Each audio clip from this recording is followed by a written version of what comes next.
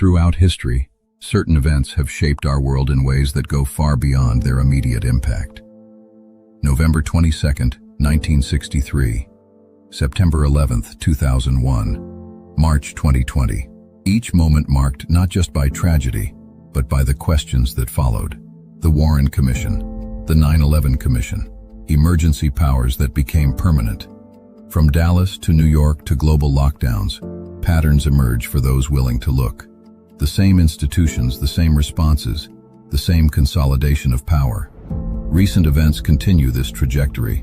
Butler, Pennsylvania, Manhattan's streets, each incident followed by familiar narratives, familiar solutions. Meanwhile, in boardrooms from Davos to Bilderberg, the world's most powerful gather behind closed doors. Central banks coordinate policy. Intelligence agencies share resources.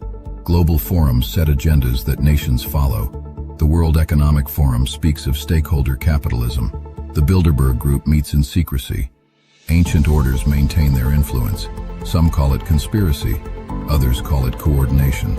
But the connections are there, documented and undeniable. The question isn't whether these networks exist, it's whether we're brave enough to acknowledge their influence on the world we inhabit. The dots are there. We just have to be willing to connect them.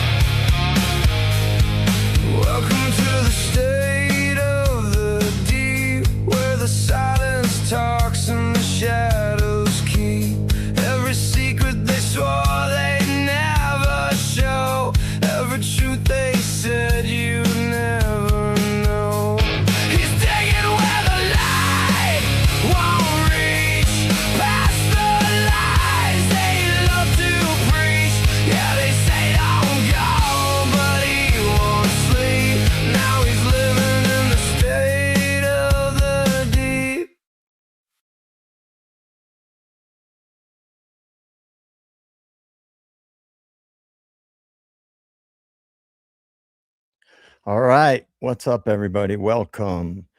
I see some familiar names in the chat already, so welcome in, guys. Today, I have awesome guests that probably need no introduction. You guys have probably watched their content. And they're not only smart and knowledgeable, they're also very funny and entertaining. Whether that's intentional or not, I'm not sure. But they're very good at what they do. They are certified family law specialists, and Ron, who I'll bring them all up shortly, is also a certified appellate law specialist. So we have Kristen Holstrom, Sam McBride, and Ron Funk. You guys probably have watched their videos. And with everything that's been happening in the Idaho 4 case, everything we've followed up to this point, the documents, the body cam footage, the interviews, and now, and books that have been written about the case. These guys have followed it all, and they've also interviewed key peripheral players in and around the Idaho 4 case.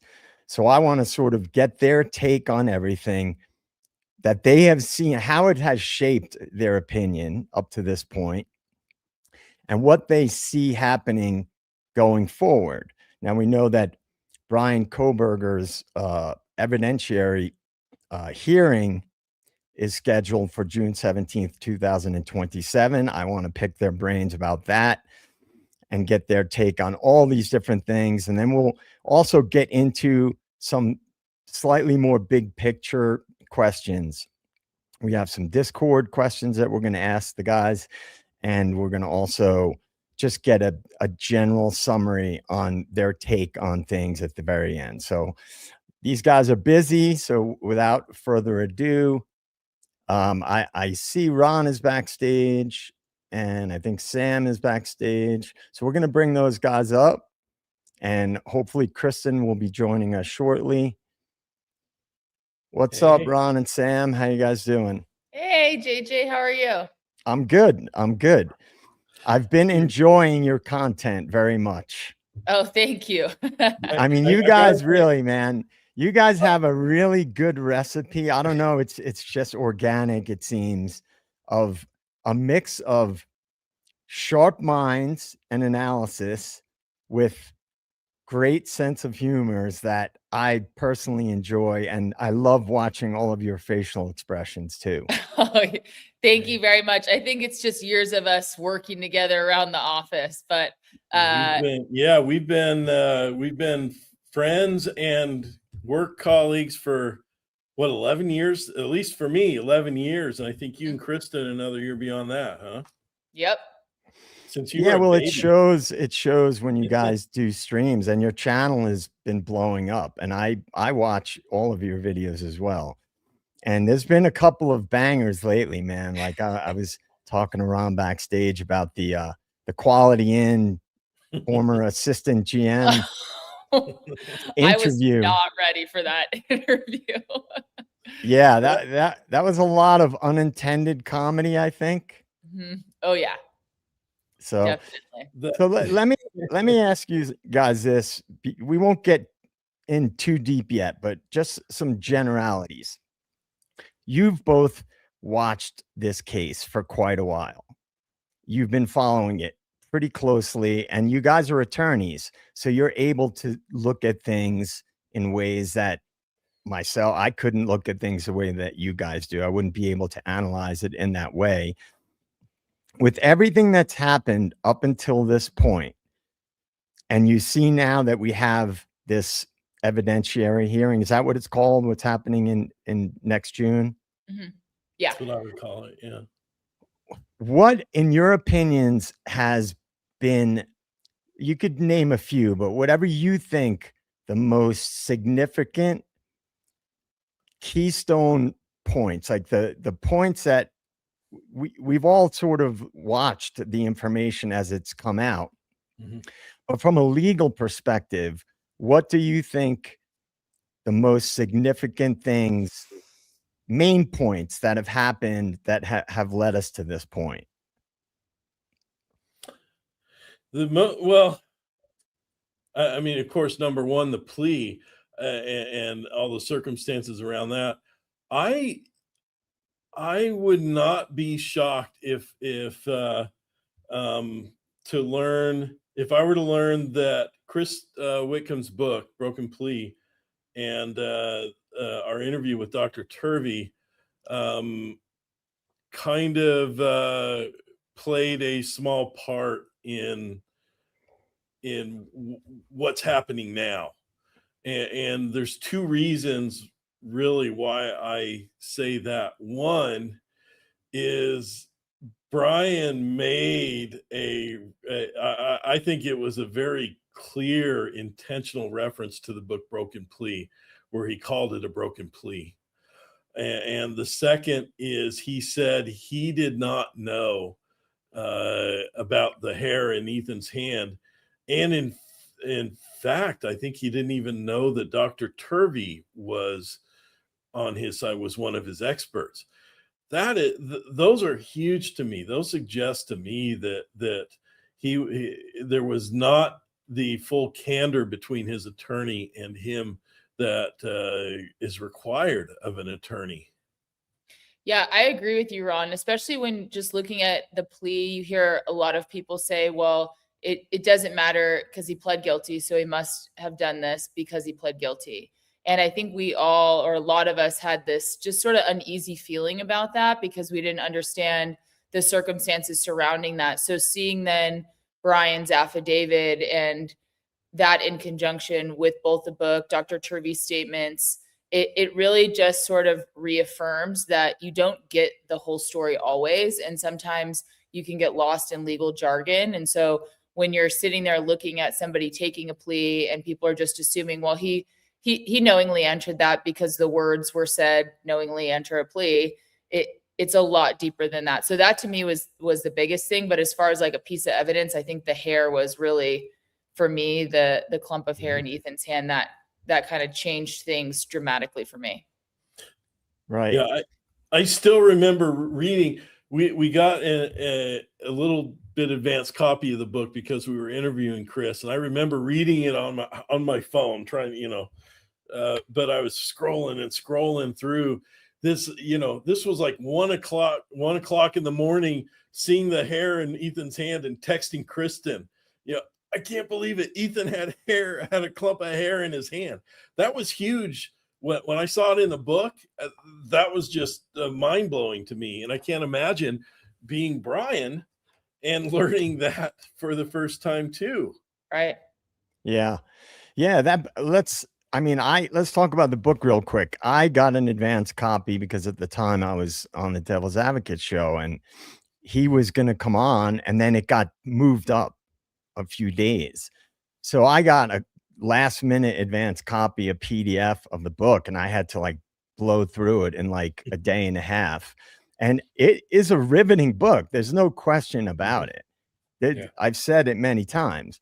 The way the information's laid out and the way that certain things that can be interpreted as bombshells were presented, even if some of them may have technically been publicly available, in that context, the way it was all laid out, I was riveted by the book. Here's another thing I wanted to add to that. So you had the book, you had the information that came out, that most notably, as you guys mentioned, the clump of hair in Ethan's hand. Do you also think it's possible that a large percentage of what I call like dissident true crime creators, people questioning the official narrative, had any influence on this situation? I mean, I think absolutely.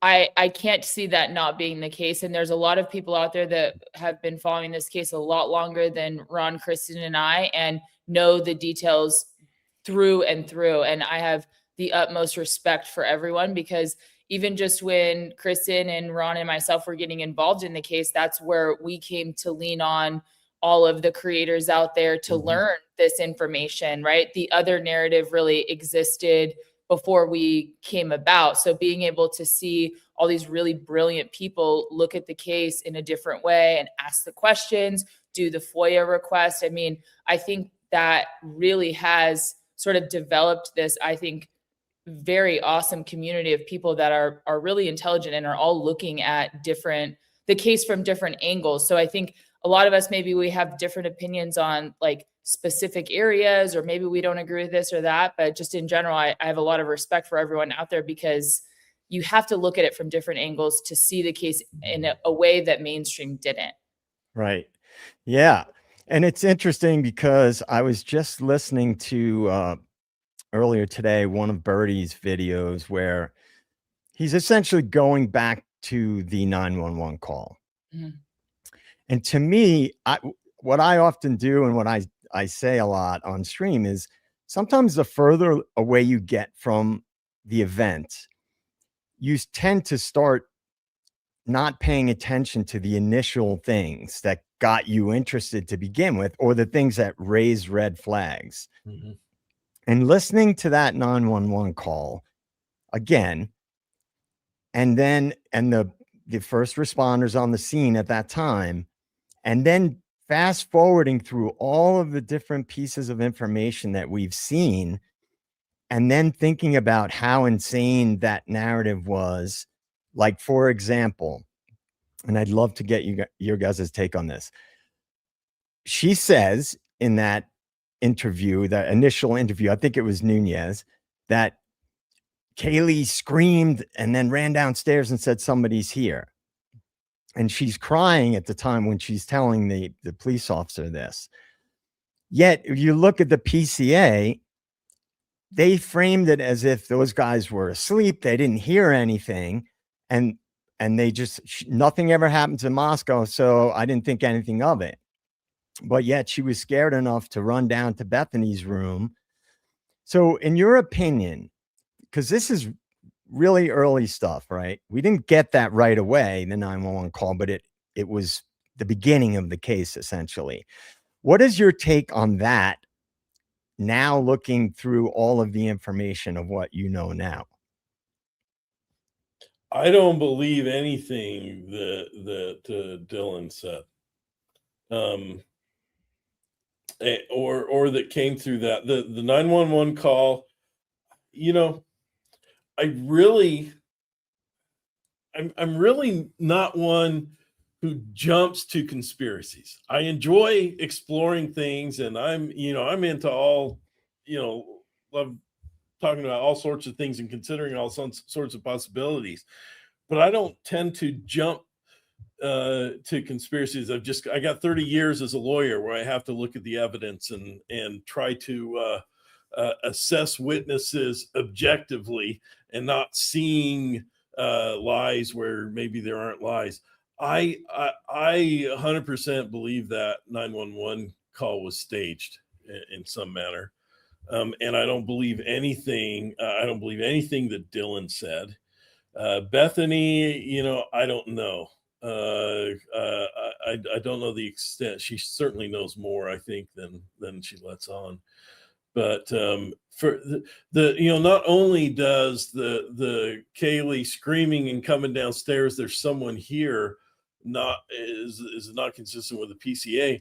I don't think it's consistent with the evidence, because what that means is there was somebody up in her room that she essentially was running from, but the physical evidence is that she was killed in her bed with her covers pulled up, because there was no blood on the lower part of her body. There was blood on the covers, and I think the physical evidence is very clear that she was killed in that bed. Both of those girls were. Right. So that is completely contradictory to saying that, she came down yelling, "There's somebody there," because they would have had to come down, grab her, put her in the bed. I can't imagine she's going to go up and climb in bed, voluntarily in those circumstances. So I don't believe it. There's nothing in the 911 call or in the initial statements by Dylan in particular that I believe. Yeah, Sam? I mean, what I think and find so problematic is just, and I think it's great that Birdie went back to the beginning, because I think that we've all heard it, but if you haven't heard it recently, I think that that's a great thing to do, is to go back and look at all the initial stuff that we had. But when I think about the PCA, it just frustrates me that, like Ron, to your point, they don't match. So how are we creating a PCA at around that time when you have a 911 call that cannot even fit into that narrative? So to me, it's just frustrating. I mean, I don't think anyone believes that Dylan's credible. And I've said this before, and I'll say it again. I don't think she believes she is. And she has a lot of statements across a lot of different interviews where she's saying pretty much, I don't know. It might've been a dream. I don't know. I don't know what was real or not. So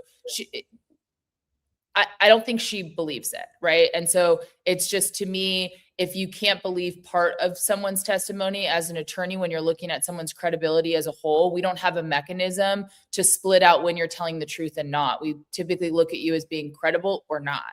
And so for me, there's no credibility with that. So I agree with Ron. It's like, how can you really look at anything that she says at all? You can't just compartmentalize, well, but maybe she saw someone, we'll agree that she did see someone. I don't think you can trust a word that is said if you don't think they're credible. In court, like, typically if a court makes a finding that somebody is not credible, that credibility finding follows them. Yeah. Well, Kristen is backstage. So Kristen, whenever you're ready, give me a thumbs up and I'll bring you up on stage. Great. Yeah, I'm glad Kristen's joining us. She had technical difficulties, which has become quite a funny back and forth between me and her, because either I do or Kristen does. One of us has an issue. Ron's over there just breezing by. Yeah, well, she's frozen backstage. So yeah. I don't want to bring her up on stage yet, because she's frozen, so I can't tell if she's ready to come on stage or not. I'm hoping that will unfreeze. And then Kristen, be ready, because if you're not unfrozen shortly, I'm going to bring you up on stage anyway, and we're going to just look at your frozen picture. Hopefully that, I don't know, it could just be the Botox. You know, you never come on, know. Ron. You said it, Ron. Oh, I would come never on, say such a Ron. thing. All right, she's gone now, so maybe she can jump back in and it'll unfreeze. But just to comment on what both of you guys said, and then we have a question here. Hemisphere 7156 says, "Custody Queens, did you know about BK filed a motion to have Hitler thrown out and a change of venue?" Yeah, exciting. All we know is that it was filed. I think we're working on trying to get the documents now. So I think that, to me, it's a very positive move in the right direction. I don't know how far it'll go, but it'll be interesting to see. Yeah. Yeah, a lot has happened in this case, more than anything I've ever seen, any true crime case I've ever seen. And so to rewind back to the point about going back to the beginning, right? And looking at key information. I was on Birdie the other night and I mentioned this to him. You know, when a high profile event first happens, you know, there's the fog of war. There's a lot going on. There's a lot of information. You don't know what's real yet. You hear rumors and so on and so forth. But I tend to think that you shouldn't automatically dismiss some of the rumors out of hand that happened early on, because some of that stuff that came out sort of got verified or validated later on. Like, Right. for example, people being involved with using substances that was steered away from pretty aggressively early on by the media and talking heads around the case. But yet later on, interviews did in fact confirm that that was something that was going on. So there's an example of a quote unquote rumor that happened early on that ended up having validity. So I think going back sometimes can provide insights, you know, and it shouldn't be immediately overlooked just because it happened in the very beginning. All right, there she is backstage. Before I get your guys' take on that, Kristen, you ready to rock and roll? All right, let's bring her up. What's up, Kristen? Hold on. Hold on. Hold on. I love your office, Kristen. Wow, man, what happened, man? She's elusive. She's in an emergency. That's where I'm going. Kristen's office. Ron's giving Kristen a hard time. Tara's going to yell at you later. All right. Well, you know, I will have you know she's reorganizing, and that's not how it normally looks. Yeah, well, that's fine. I don't care about what her office looks like. So we just want to get her up and functioning on screen. So we'll wait. You know, she's one of the big parts of your team. So I will have you know that what you see, I know what's on camera. What's up here is completely different. Yeah, Ron, that's why I have a screen thing behind me. Yeah. So I made the mistake one time of trying to do it without a background. And it's like I have high ceilings with no pictures hanging on them. It does not make for a very interesting background. So this suits me fine for now. But anyway, enough about that. So let me ask you this. I wanted to wait until we had Kristen up to get into the more specific questions, but I'll just throw some general things out because I did also make some notes that are more general. Oh, there she is. Hold on. She's back. Oh my gosh. I effing hate computers. So if it freezes, I'll just go to audio only because this has been super fun to deal with. But hi, Well, JJ.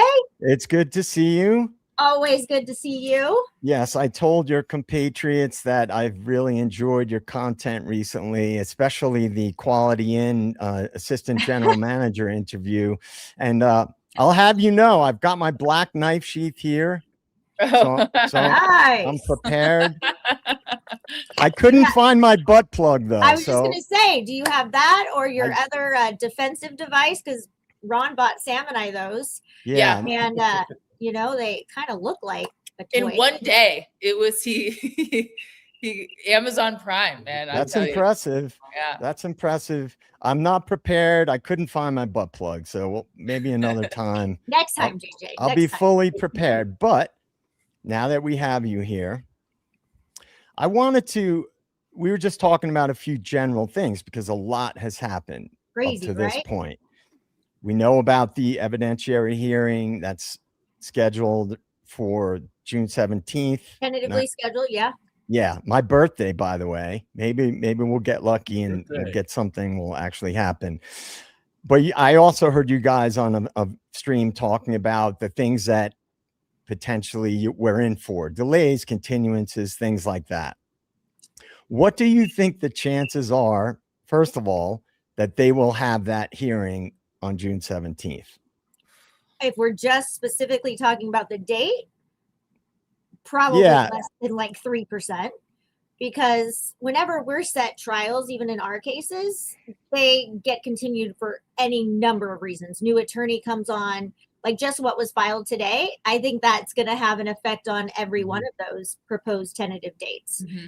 Every one of them. I mean, now we have those motions that were filed today. I mean, I think we might be 2 years before we get to an actual trial, if we get to a trial. Yeah. Right. Well said, Kristen. And I think too, what I look at it is it's just good to see movement. We shouldn't get too lost. I mean, that hearing is incredibly important. In fact, it's crucial, obviously, to his ability to go back and retry the case. But just even seeing the movement that we've seen today, that's what's important, because then you're looking at potential new orders or denials and appeals. So it's good to see that the case feels that it's moving. Yeah, when I saw what was filed this morning, obviously, although we have a very uphill battle, I was just super excited, like Sam said, to see the movement. I think in our live yesterday, I said, I really want to give this new attorney a chance and give him the benefit of the doubt. We shouldn't just judge him on reviews or a profile or something. And, this guy has been working.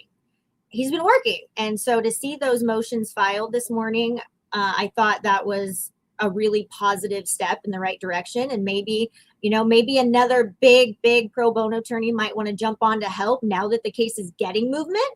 So I think it's all positive. I'm not, I think that, we get to the disqualification of the judge. That's a really hard motion to prove, but I'm happy to see that shit is getting filed. Yeah. What do you think, Ron?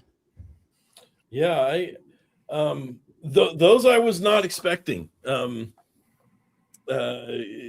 People ask me all the time, can I get rid of my judge? No, you can't get rid of your judge. I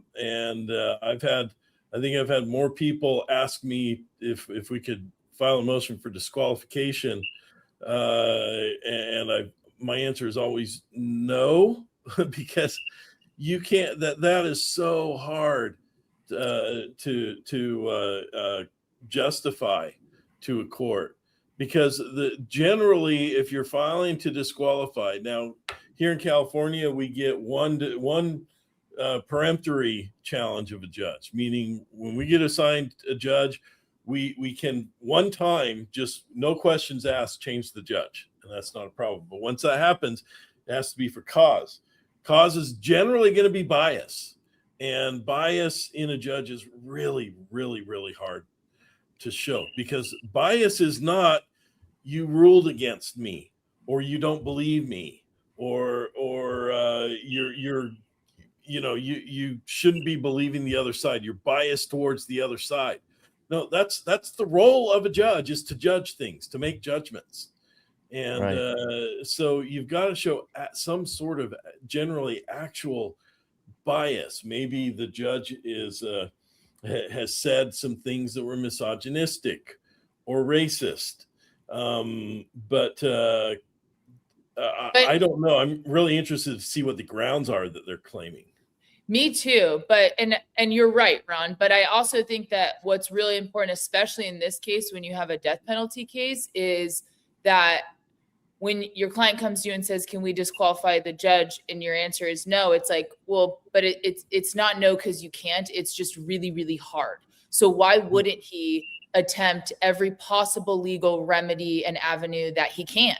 you know, even if he's up against really bad odds. We all know going into this post-judgment relief that he's got not great odds at each step of the way, right? And so to me, it's like, great, you should be doing every single thing. You should try to change venue. You should try to change the judge.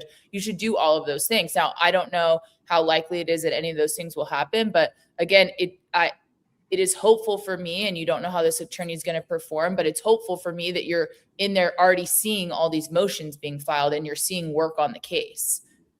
Right.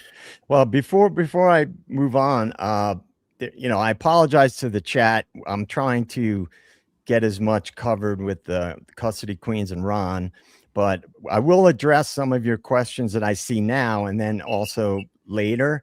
And my handler, Philly Special, is here, and she's going to also address some of the Discord questions a little bit later, and we have a few poll questions as well. But Potty, we're going to get back to your question a little bit later. This question, if you guys want to address it now, you can. The Clary report. Hold on, I just wanted to say one last thing to what we were just talking about, to you three. Maybe this will make Hippler think twice about whether he wants to stay on the case. You know, we get all these motions filed today, and this is just pure conjecture, speculation, but maybe this would be an incentive to, like, hey, you know what? Maybe I've done enough on this case. You know, maybe I should step aside. Yeah, that's true. That's a good point. You can only hope. I don't know. Are you guys familiar with the Clary report that U of I produces every year? I am somewhat familiar, but not a whole lot. It's essentially, it's a crime report that the university produces each year, right? And they have to publish it because, you know, parents need to look at data about the universities they're looking at sending their kids to. And in the 2022 Clary report, there were no murders reported in the U of I's data. I saw it. I actually saw it myself as well. Ipati had shared it on our Discord, and I went to the actual website, so I know what he's referring to. Did you have any thoughts about that? And what type of scenario could allow for that to happen, where we have this high-profile crime that took place, and yet they don't have that in their Clary report? Well, if it's coming from U of I, it's very subjective, and I would not put anything past them. I'll just say that. Right. Yeah. So I wouldn't expect you guys to take the conspiratorial angle like I probably would, and some of my other followers in the chat might. I just thought it was very interesting. Yeah, I think it's interesting. It is. How do you hide that? Well, and also it's just like a general feeling of distrust. You're like, okay, your report is to indicate crimes on and off campus, and you would think that one of the most principal importance of that would be to, I don't know, disclose the quadruple homicide. But I don't know how they think they would get away with that, because it's we forgot the most publicized murder case in the United States right now. Yeah. Or like, are you redefining, like, are you only reporting if it occurs on campus? Like, are you redefining it to a level that basically makes the reporting not helpful for anyone that would be reviewing it? And wasn't the house 1122 wasn't it like slightly off campus? It was off campus, and it was not an official frat house or sorority house or anything. There's probably so like footnotes.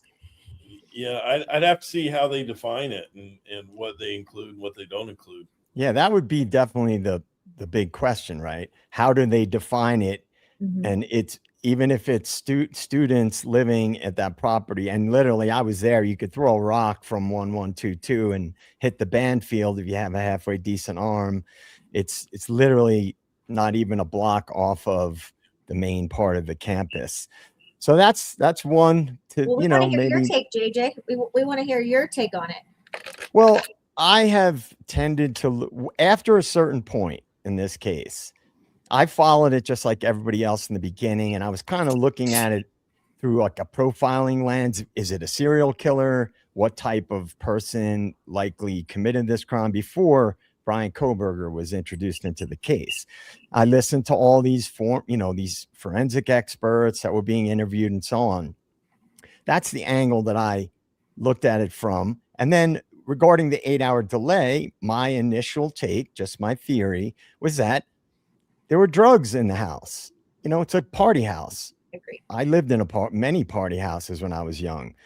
There's drugs around. And sometimes there's drug dealers that gravitate towards those types of houses. So I thought, well, they found out what happened. They panicked.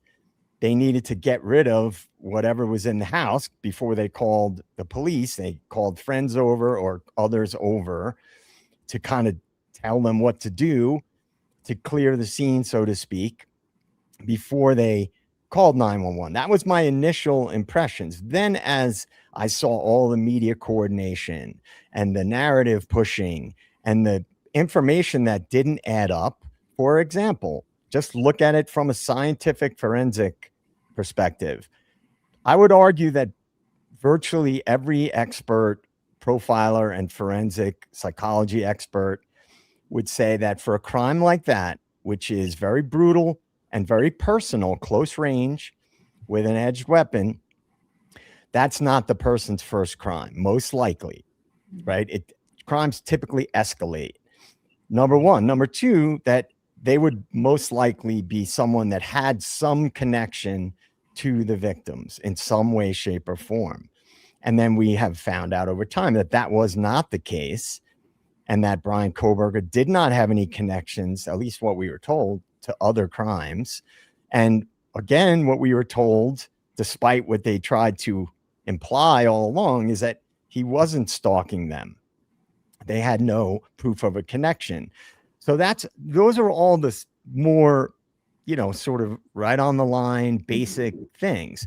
But it was the coordination, the shifting of narratives, the lies. I mean, the things that we were told, in my opinion, while I know people get framed, I have the book Framed by John Grisham. I know that people get framed.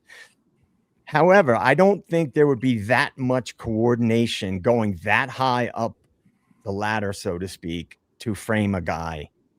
And so that's how my opinions have evolved to a more conspiratorial big picture thing, where I think that they were covering something up that happened, that we were not told the truth about what actually happened, and that Brian Kohberger, this is just my theory, everybody, Brian Kohberger had already been working with funding related research, potentially NIJ funding in the area. And then they needed to move on, needed to get kids back to school and prevent a catastrophe of parents not sending their kids back to school or not sending their kids to school there at all, and keep things moving. And that Brian Kohberger was brought in as somebody to be a placeholder. And one last thing I'll add, I can hear the questions floating in the air. Why would a guy agree to go to prison and to go through all of this? And I'll say it again. If you're a PhD criminology student, you are not trying to become a local police officer. You're trying to get into a federal agency, an intelligence agency, be a consultant, or become a professor, perhaps. However, if you get an opportunity to work with federal agencies on a operation, that's what all intelligence agents and federal agents sign up for. You might have to go undercover, and you may have to put yourself in these situations. This is not my theory. This is a fact. This is what you would be doing if that's the world that you entered. So that is sort of my very, very broad take on how I see things now. Yeah, no, and I think you make some very, very, very valid points. I know I wrestled with a lot of this, earlier into the case. And I still, we still don't know what happened. I think we still don't even know so much of the evidence in this case. I think we probably have I think we're being told we have like not even a third of the evidence in this case has been released. But no, I think you're right on target with a lot of your thought processes, JJ. And by the way, I can't figure it out. I understand that there's different ways to frame any type of event that happens. I totally understand that. If somebody is a legal expert, they're naturally going to frame it through a legal lens. If somebody is a law enforcement expert, Syray, people are going to frame it through another type of lens, and so on. You get what I'm saying? So I totally get that.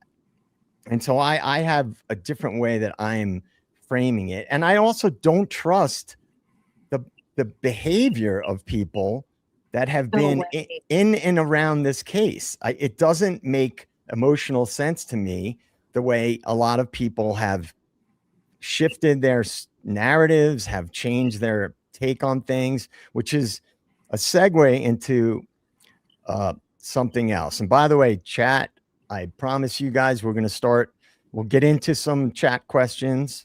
I have several other questions too, but I promise we'll get into some of the chat stuff. So let me ask you this. I'm going to throw this question up on stage. It's sort of broad, but I think it's relevant to everything we've sort of touched on at this point, and how we should look at things going forward. So, since you're all attorneys that have followed the case extensively and conducted multiple interviews with key peripheral players, what do you guys think we should be discussing? What is like a big thing that we may not have discussed thus far? And what other things you think from this point forward we should all, as a true crime community, be discussing? The knife sheath. The knife sheath, and the fact that sometimes there just are coincidences.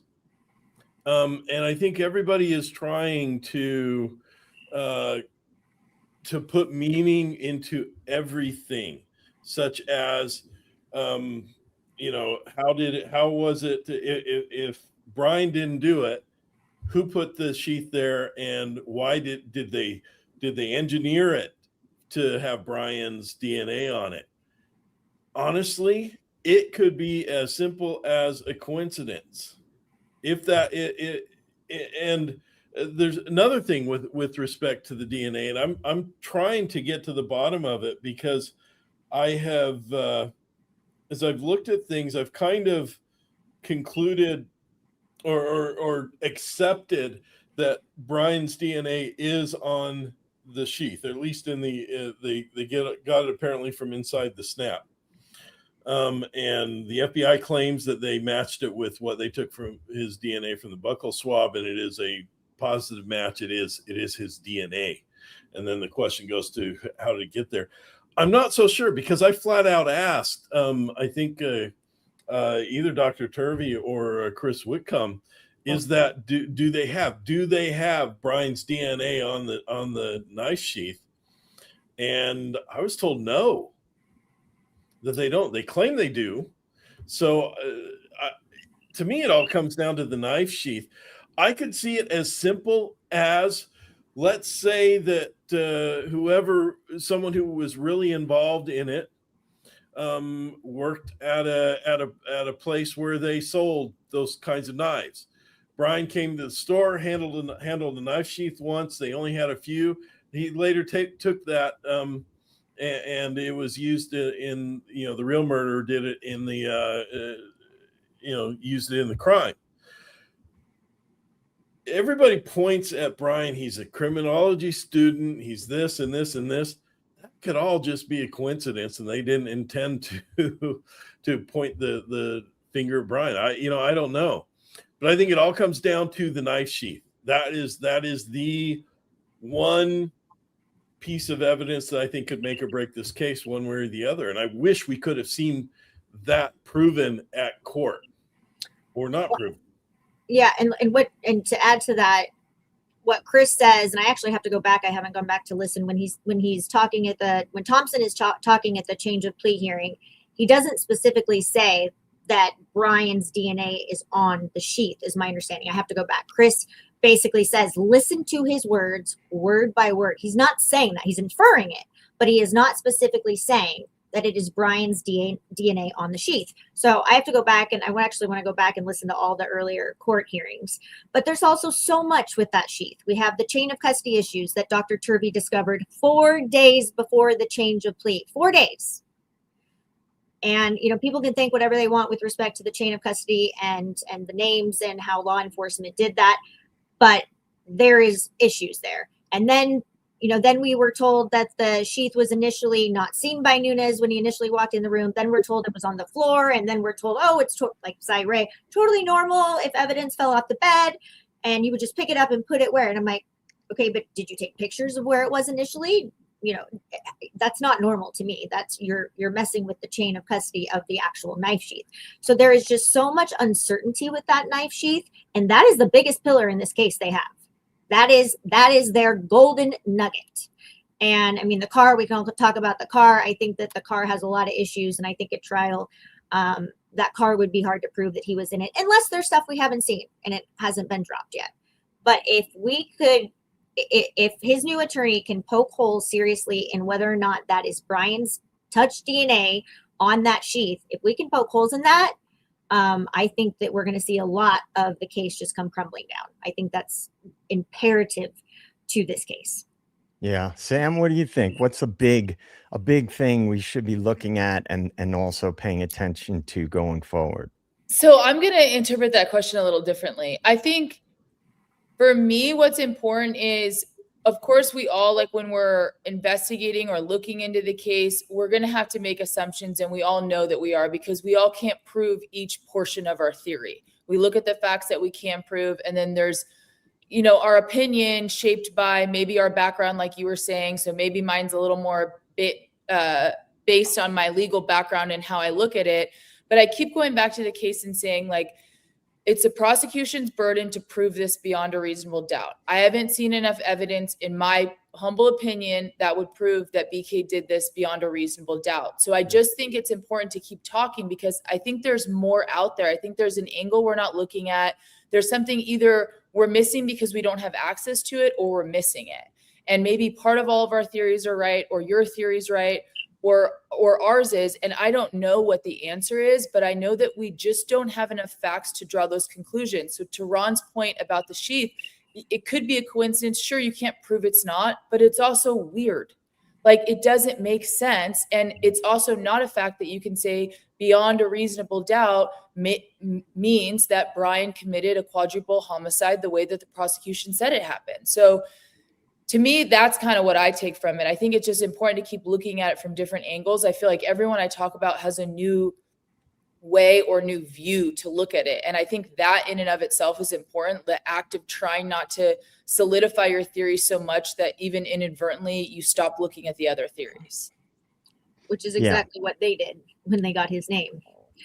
Right. I mean, the media narrative, I think most of us kind of chuckle at, because it's like, you don't have the factual support to it. The PCA isn't even supported by facts. Even based on what Cy Ray told us in his interview, the PCA is wrong. So it's like the mainstream media narrative is just totally unbelievable to me. And then it seems like we have a lot of information now, more than ever before, but it's very clear we don't have it all. And so I have this sense that we're missing something, and maybe because we don't have access to it, and not in this like, well, it just hasn't been released to the public scenario. It's like, do we not have access to the interrogation interviews of the frats because they don't exist, because it never happened and the investigation failed in that way? And so we'll never get to know that crucial information that could have changed all our minds in the case. Yeah. Well, let me great answers, and very insightful for people moving forward, things to pay attention to and focus on. I want to add one thing, and then we'll move on to some other general questions. One thing that I have noticed, so logically, just looking at something logically, what I said earlier about all these forensic experts initially talking about, was it a serial killer, so on and so forth. I know, based on all the things that I've learned studying forensic psychology and reading a lot of, John Douglas's material. He was the guy who created the behavioral assessment unit at the FBI. He wrote all those books about profiling. why all of a sudden this guy gets inserted into the crime, he's arrested, and nobody going forward was questioning how odd it was that he had no connections to other crimes or to the victims. These are the forensic experts, the profilers, the talking heads who go on all these podcasts and have their own podcasts, yet that they shut that part of their brain off so fast and dismissed what is pretty fundamental theories in profiling and forensic psychology.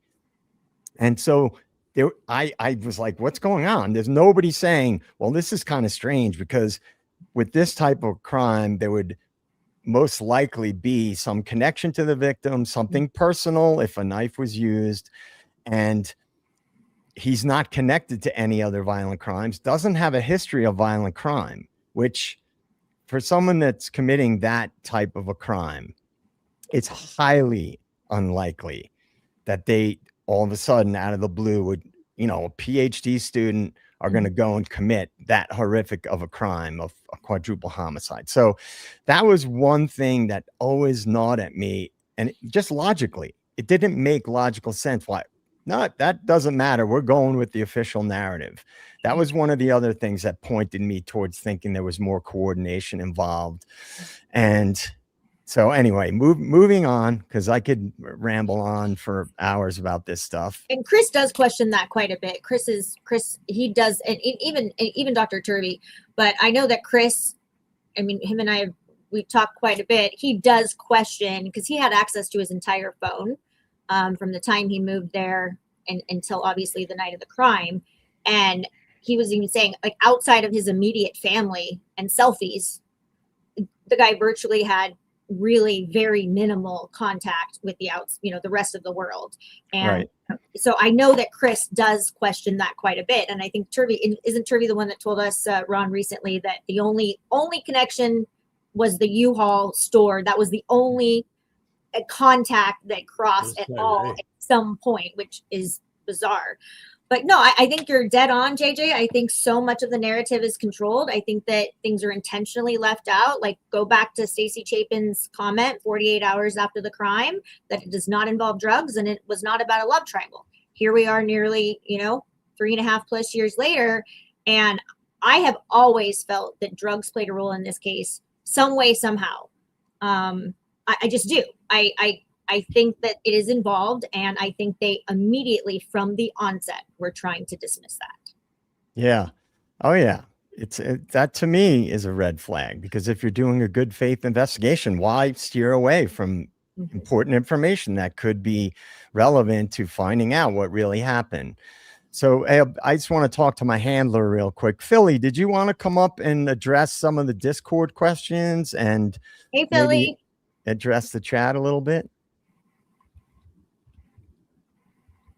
Hello. Don't be shy. Come up, Philly.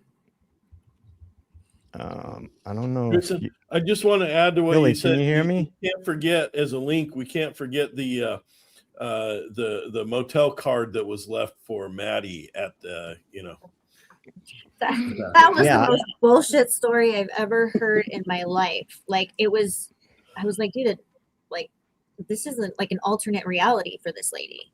Yeah, but real quick before we go into some of the the Discord questions and address the chat a little bit. That's a really good point. I wanted to get to that. Did it seem to you guys like either we're dealing with an unstable person who wanted to insert themselves into the case, or because I thought that's a possibility, or somebody was handed a narrative and here, these are your talking points. 1,000%. Ham it up. What do you guys think about that? It was so weird that I think you can't exclude as a possibility that someone told her to do it. I don't think you can exclude it. It just didn't make sense. I don't know why, but I was laughing about that interview for a couple of days. To be honest with you, I was shocked at it. Yeah, it looked to me like somebody was, and I've heard that some people think she was a CI. The way I look at it is that she was literally given a script. And when she wasn't getting the information out that the detective was looking for, they would even redirect her. And it was that, or she was looking for her 10 minutes of fame. I don't know. But she was so delusional that it was hard to follow. I mean, Sam and I literally were laughing about it for a week, because it was like, wait, how did we get to a dead housekeeper and a butt plug? Like what the actual F is going on right now? But you could see the detective, no, let me ask this again, because he was trying to get something out of her. So either, her fiance, she had inside info because of someone, or she was given a script and she was like, yes, I'll go in. Here's my marching orders. Or I don't know. But if that was just her normal self, I hope she is getting some treatment. Yeah. Oh man. Ron, what do you think, man? What do you think it Ron was? loved her. I can't rule out that she was given some talking points by someone, but I honestly think she's just trying to inject herself into this and created some story in her head. Whether she believed it or not, I don't know.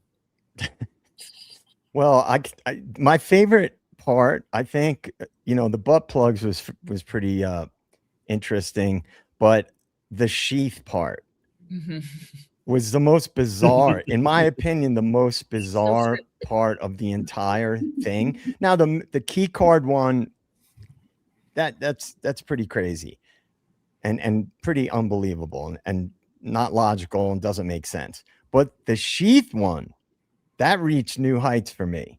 I was taught, my sheath was better than his, which anybody who owns knives knows that the sheath is just the thing that you carry the knife in. It's not like a thing that you talk about, my sheath collection or this or that. And she was presenting it as somebody who clearly doesn't even know what she's talking about. And the police were probably going, oh man, she went off script. Yeah. I mean, that to me was so out there, the way she was talking about the sheath as if that was the thing. But I think she just got it in her head. Sheath, because that was a pivotal part of the case without even knowing what the sheath actually is. What did you think, all three of you, when, again, then she just volunteers the information that BK allegedly told her that he skins animals? She just voluntarily divulges that information completely out of nowhere. And it was like, what? Like, I'm 100% with you. She thought the sheath was the knife. Yeah, there's no way somebody would just volunteer that they skin animals all the time. I think it's the common trope that serial killers start small. They're known to skin animals and stuff. And I think she was trying to create something there to show, oh yeah, I could tell this was a killer because he did this. I could even see somebody say, hey, a serial killer would have done that and would have told me that, and maybe he did, and I'm just not remembering enough. I don't know how people's memories work, though I do know that if I go back far enough, sometimes there are things that I can't remember. Did I experience that, or did somebody tell me that they experienced it? So your memory does kind of work funny, but I think she was a bit nutty too. Yeah. But I also think it was transparent that she potentially had inside information, because we obviously know that the using the knife on the animals, that was Showalter, right? Wasn't he the one that skinned an animal? Well, there was something that came out very early on that, like a month or a few months before, somebody's dog was skinned. Yeah, and put on their porch or something. Yeah, right. So that was something that came out very early on in the case. Now, I don't know if that was ever formally confirmed, but I believe it was. I believe it was something that happened. So no matter how you slice it, the way that she put together her version of this encounter was flimsy at best. So we could do a whole episode about Yeah. that interview, guys. I mean, so anyway, before I get too far along, how are you guys on time? We are all yours. All right, because we don't have too much more, but we definitely have some things people want to hear about. So, We are Philly, all did you yours, want? JJ. Okay, cool. Philly, did you want to address some of the Discord stuff and maybe some chat questions? You're talking about the Discord questions that people placed in our on our Discord. Is that what you're talking about? Yeah, that, and if there were any questions that you noticed in the chat that maybe we should address. Of course. I starred them, so here we go. Okay. For all of panel, is there any possible way to find student class from University of Idaho's film movie pics on tripod outside back of house? Do you guys know what Christine Hurd? What's up, Christine Hurd? You guys know what she's referring to? Yeah, there was like a film, like some sort of film club through the university or something, and there was like a tripod that was set up facing the house that would obviously show people going in and out. I can't imagine it would be too difficult to find the students. Now, what happened? And wasn't the camera turned over to law enforcement like very, very early on? I believe so, yeah. But one thing about that real quick is I remember that because from the early message boards and things, that was one of the things that was a popular talking point. And so supposedly that person whose camera it was, who was part of that group, posted about it. But I don't know that we ever saw official documents that addressed whether or not they had that camera or not. I agree. Interesting. Yeah. You guys remember that? Sam and Ron, you guys remember that whole thing? I don't know. That's new to me. Like really early. Trying to film something, and I want to say they had it on filming allegedly during the whole hours of what would have been the crime, from like the evening through the morning. And yeah, I'm with you, JJ. I've heard a lot about it. I don't know that we have ever seen anything official or that we could authenticate that the person that said they turned it over to law enforcement actually did. But my assumption would be if it was turned over, that it's probably intentionally been left out. Right. Of course. Yeah. Not relevant. Do we know that we've seen all the cameras that there were in the area? Well, we know we haven't, because Chris said there was like 7 cameras from King Road, I think, back to a certain location. There was 7 of what he was telling me. And I know that we haven't gotten all those cameras. Were there any that potentially were pointed at the 1122 house? I mean, we can see a bunch of the houses from the 1119. And was there anything like that where you could see who's going in and out? Because it's really interesting to me that we have that view, and you don't catch anybody who was going right past that camera into the house. Maybe they came from the other side, but just one more camera showing another angle, and you would see definitively who went in. And I can't imagine that with all the cameras that there were out there, and things going on with students. I know if I owned a building there, I'd have cameras. College students out there. Yeah. And JJ, didn't they not have any cameras at King Road, is my understanding? Like at 1122? At 1122, yeah. Which is kind of surprising to me. It's very, when you're renting it out to college students. Heck yeah. Absolutely. You would think for liability reasons, you would have cameras, because as the owner of the property, if something happened, damage happened, a crime or anything happened at that, you would want to protect yourself and have video evidence of something that might have happened to the house or to the property. So I find that very hard to believe.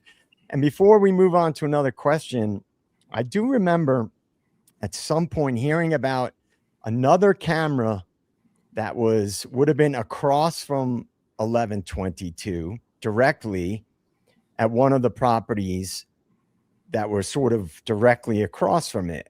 And again, I can't verify this officially, but that that was confiscated. I don't know if you guys heard that. I forget what the address was. I don't know if you heard anything about that, because it would have literally been pointing directly at the parking lot of 1122. Yeah, I don't know that I know anything about that, but if it's missing, it doesn't surprise me. And Yeah. do you think this is right up JJ? Sometimes I think that whoever or perps, whoever did this, did they know that King Road didn't have any cameras? I think it's obvious with all the movement that we see and people trying to cover faces or look the other way. I think it's very plausible that it was likely known that King Road didn't have any, or sorry, the 1122 King didn't have any cameras, or what houses did have cameras and where those cameras were. Right. Yeah. I mean, it's pretty, like Soren says, yes, a light bulb camera directly across from the first floor entrance. I do recall seeing that and hearing that multiple times, and that it was confiscated by, or collected or turned in or whatever. I just find these are all the things that contribute to my theory. All of these convenient things in a day and age where everyone's got cameras, there's Ring cameras everywhere.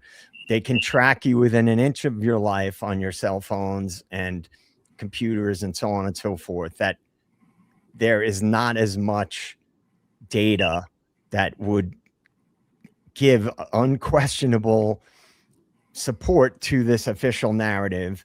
So that leads me to believe that what they would have shown would have not supported the official narrative. And of course, I can't prove that. And my theory will probably never be proven unless it's 30 years from now, a whistleblower comes forward or something gets declassified. But I'm not going to change what I believe, because I do take heat sometimes, but that's fine with me. Let's see what else we got for questions. Philly, any other starred comments? Here we go. Big Amish Media. Big Amish is going to be on with me tomorrow night for a late night stream. Awesome. 10 p.m. Eastern Standard Time. Hitler knew Ann Taylor was ineffective at the time of the plea. No allocution. Thompson knew BK would lie if allocuted. Hitler was presiding on the leaks investigation. BK knew nothing. Do you guys have any thoughts about that? I mean, one thing that I think I brought up the other day is I think what I struggle with, I struggle with a lot of things, but when you're looking at Ann Taylor just prior to the plea hearing saying that she's not ready for trial, that she can't be effective counsel, and then a very, very short time later being at the plea and saying, yeah, I've had enough time.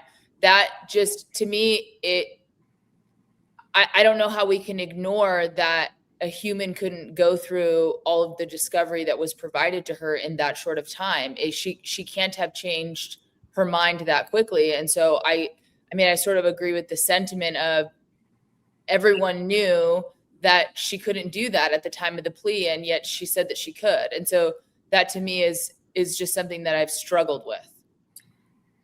And when I can't remember. How did we find out that that I think it was Dr. Turvey when he did the interview with Donna, is that Ann Taylor knew who the leak was before the plea deal. And I think that is grossly important. I think that's overlooked a lot. But if she knew who the leak was and her team knew who the leak was, and that was not shared with her client prior to the 18 hours of, trying to get him to change his plea, that is very, very suspicious to me. I mean, that is something you absolutely would have to share with your client when they're making a life-altering decision from going from not guilty to guilty, and they are going to be locked up for the rest of their life with no chance of parole by that change of plea, and things were not told to him as important as that. I think it was very calculated.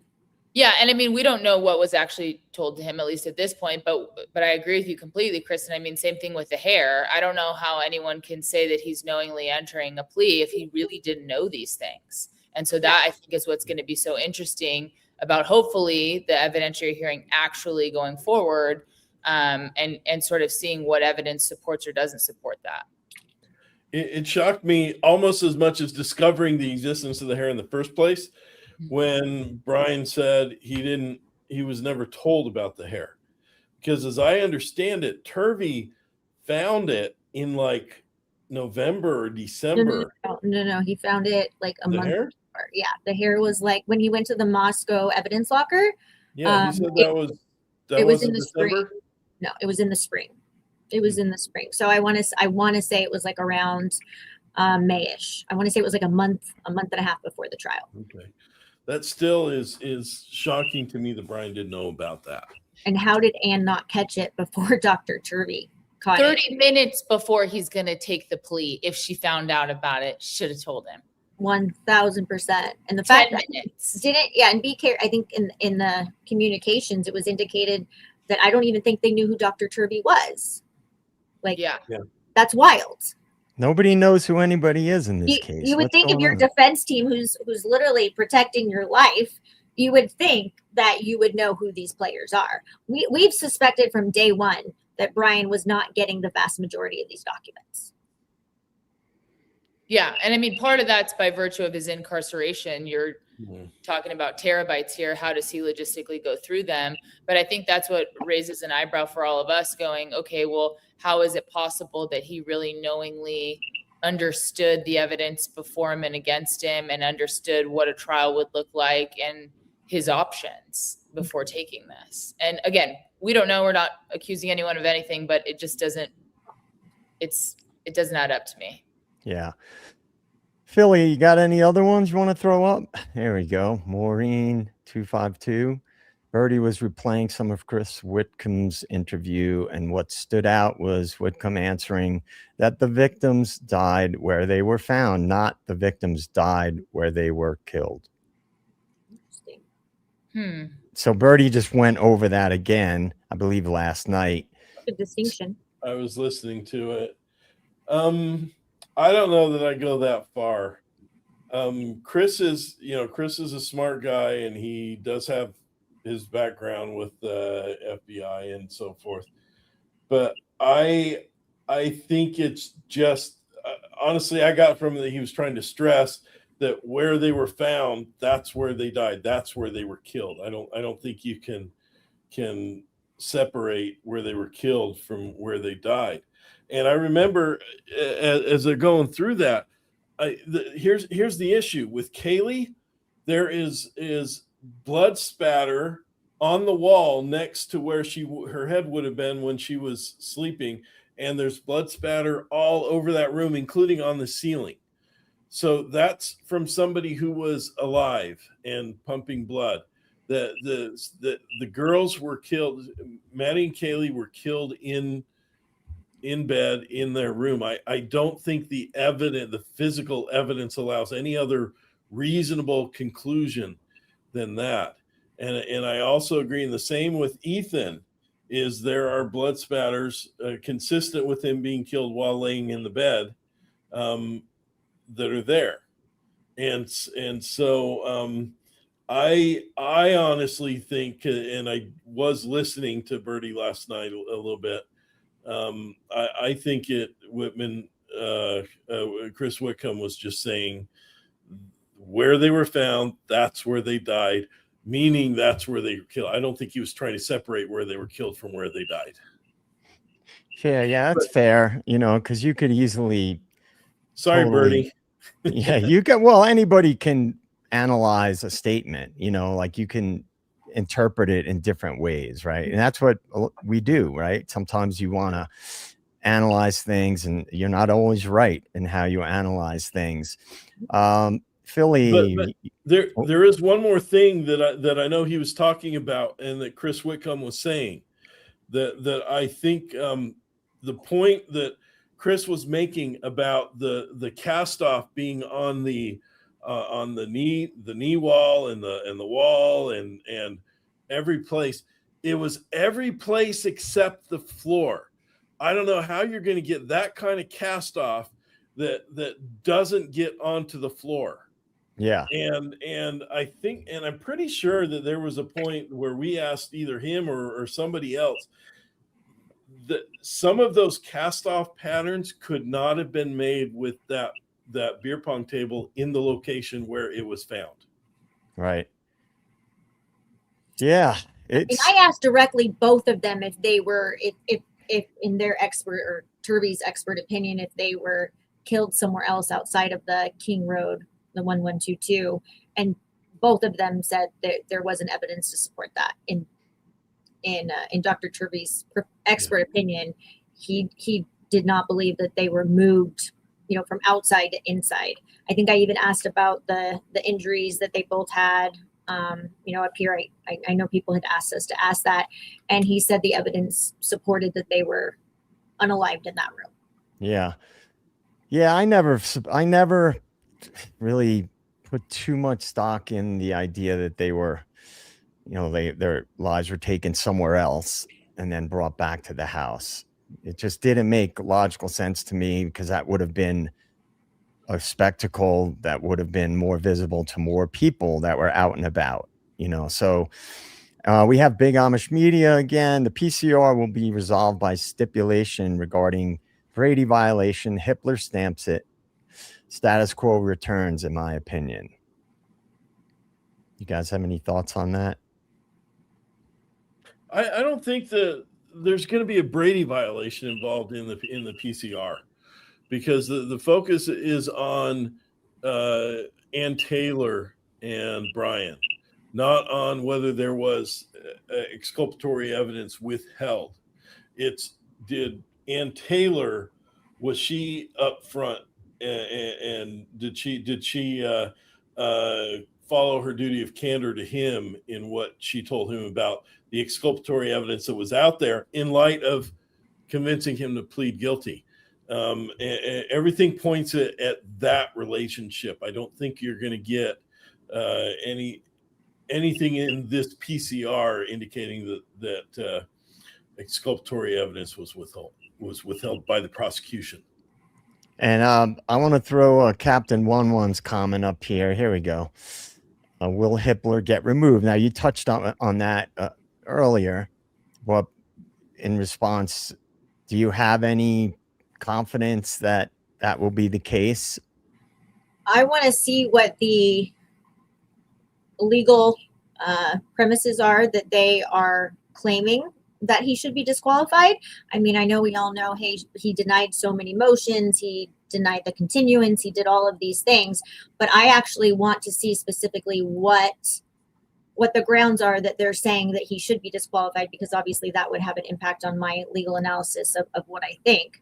But it's a very hard motion to prevail on. And Ron, who hears that motion?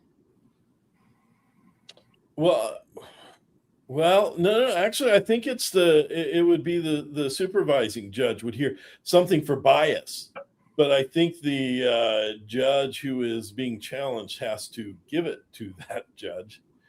But I think it would be a supervising judge.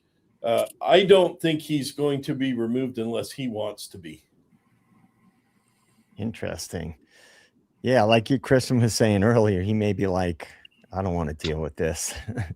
Yeah, I mean, I'm just putting myself in his position. I'd be like, man, I'm out. Yeah, all he'd have to do is say, I'm recusing myself. I don't think he would even have to give a reason. Especially with this pending motion. Yeah. But judges have so much discretion. So when you're trying to prove that it was bias, they just have so much discretion. So it almost like you have to have something that was so grossly inappropriate, maybe happened outside of court, or, there's a message or an email. And I know we actually ordered the documents, and I just saw that they came in on my phone right now. So yes, when the legal docs are out, we have not read them. We just got them probably 5 minutes ago, but I am excited to read them tonight. Well, and Kristen, to your point, I think one of the biggest challenges with removing a judge is not really whether they're biased or not. It's whether you can prove it.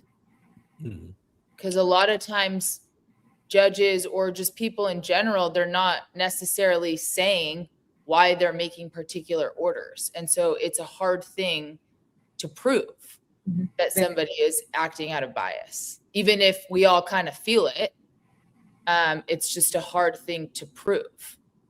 Judges are smart. They know how to avoid bias, evidence of bias. Yeah. Well, you guys would know about that stuff. I'm in the dark largely when it comes to the legal aspects of the case, other than hearing people discuss them. Philly, did we have any more chat ones we want to throw up, and then we can move to the Discord questions? Ron, it's his big Amish media. Ron, it's a stipulation by state and defense. To agreement, I'm not sure I'm understanding what. I think his last comment was saying that he thinks that it would resolve itself via stipulation. Is that what you were? In what way? Commenting, Big Amish? I think that's what I read, but I could be wrong. Yeah. Resolve regarding Brady violation. So status quo would be Brian's in jail and in prison, and the PCR would go away. I don't know why the defense would ever stipulate to that. I think they would make a run at this. So I may not be understanding you, but no, I think this is mostly between the judge and the defense. I think the prosecution is only a vehicle to allow the judge to do what he wants to do. And I don't know that we're going to see the prosecution and the defense agree on anything at this point, but yeah. I could be way wrong. Yeah. Well, before, while we still have you guys here, I'm going to throw up some Discord questions real quick. There's only a handful. And then I have some questions that I'll throw up as well that kind of talk about some generalities and a few big picture things here. But here's some Discord questions. So number one, this is by Maureen252. Is there any conceivable scenario or scenarios that can justify Brian Kohberger actually being guilty? That sort of ties in with my steel man thing, which we'll discuss shortly. But also in contrast, are there any actual scenarios, a scenario that would explain him not being guilty, but still being accused and having the same narrative being played out by law enforcement, FBI, and mainstream media? I'll put it this way. I'm having a hard time finding the evidence that would justify a preponderance of the evidence ruling that Brian committed this, much less beyond a reasonable doubt. I think there's more evidence pointing elsewhere than there is pointing to him. I agree. Yeah. Okay, we can move on to the next one. But yes, there's always a possibility, especially in the place we're in right now, because he had the guilty plea, and that's where we're starting now. We're doing the PCR, but there's always a possibility that the jurors still believe that the prosecution has proved beyond a reasonable doubt that he did it. Always, there's always that possibility. Yeah, Sam, did you have a comment on that one, the previous question? Yeah, I mean, I think it's kind of one of those things for me where it's hard to totally answer a question when we don't know everything out there. But I can tell you from what I've seen, it's not conceivable to me that a prosecution has a case against him. It's just not, from what I've seen. So I don't know. My mind remains open to it, but it doesn't seem to me conceivable based on what I've seen and based on all the questions that I have. And this is why that case should have gone to trial. Mm-hmm.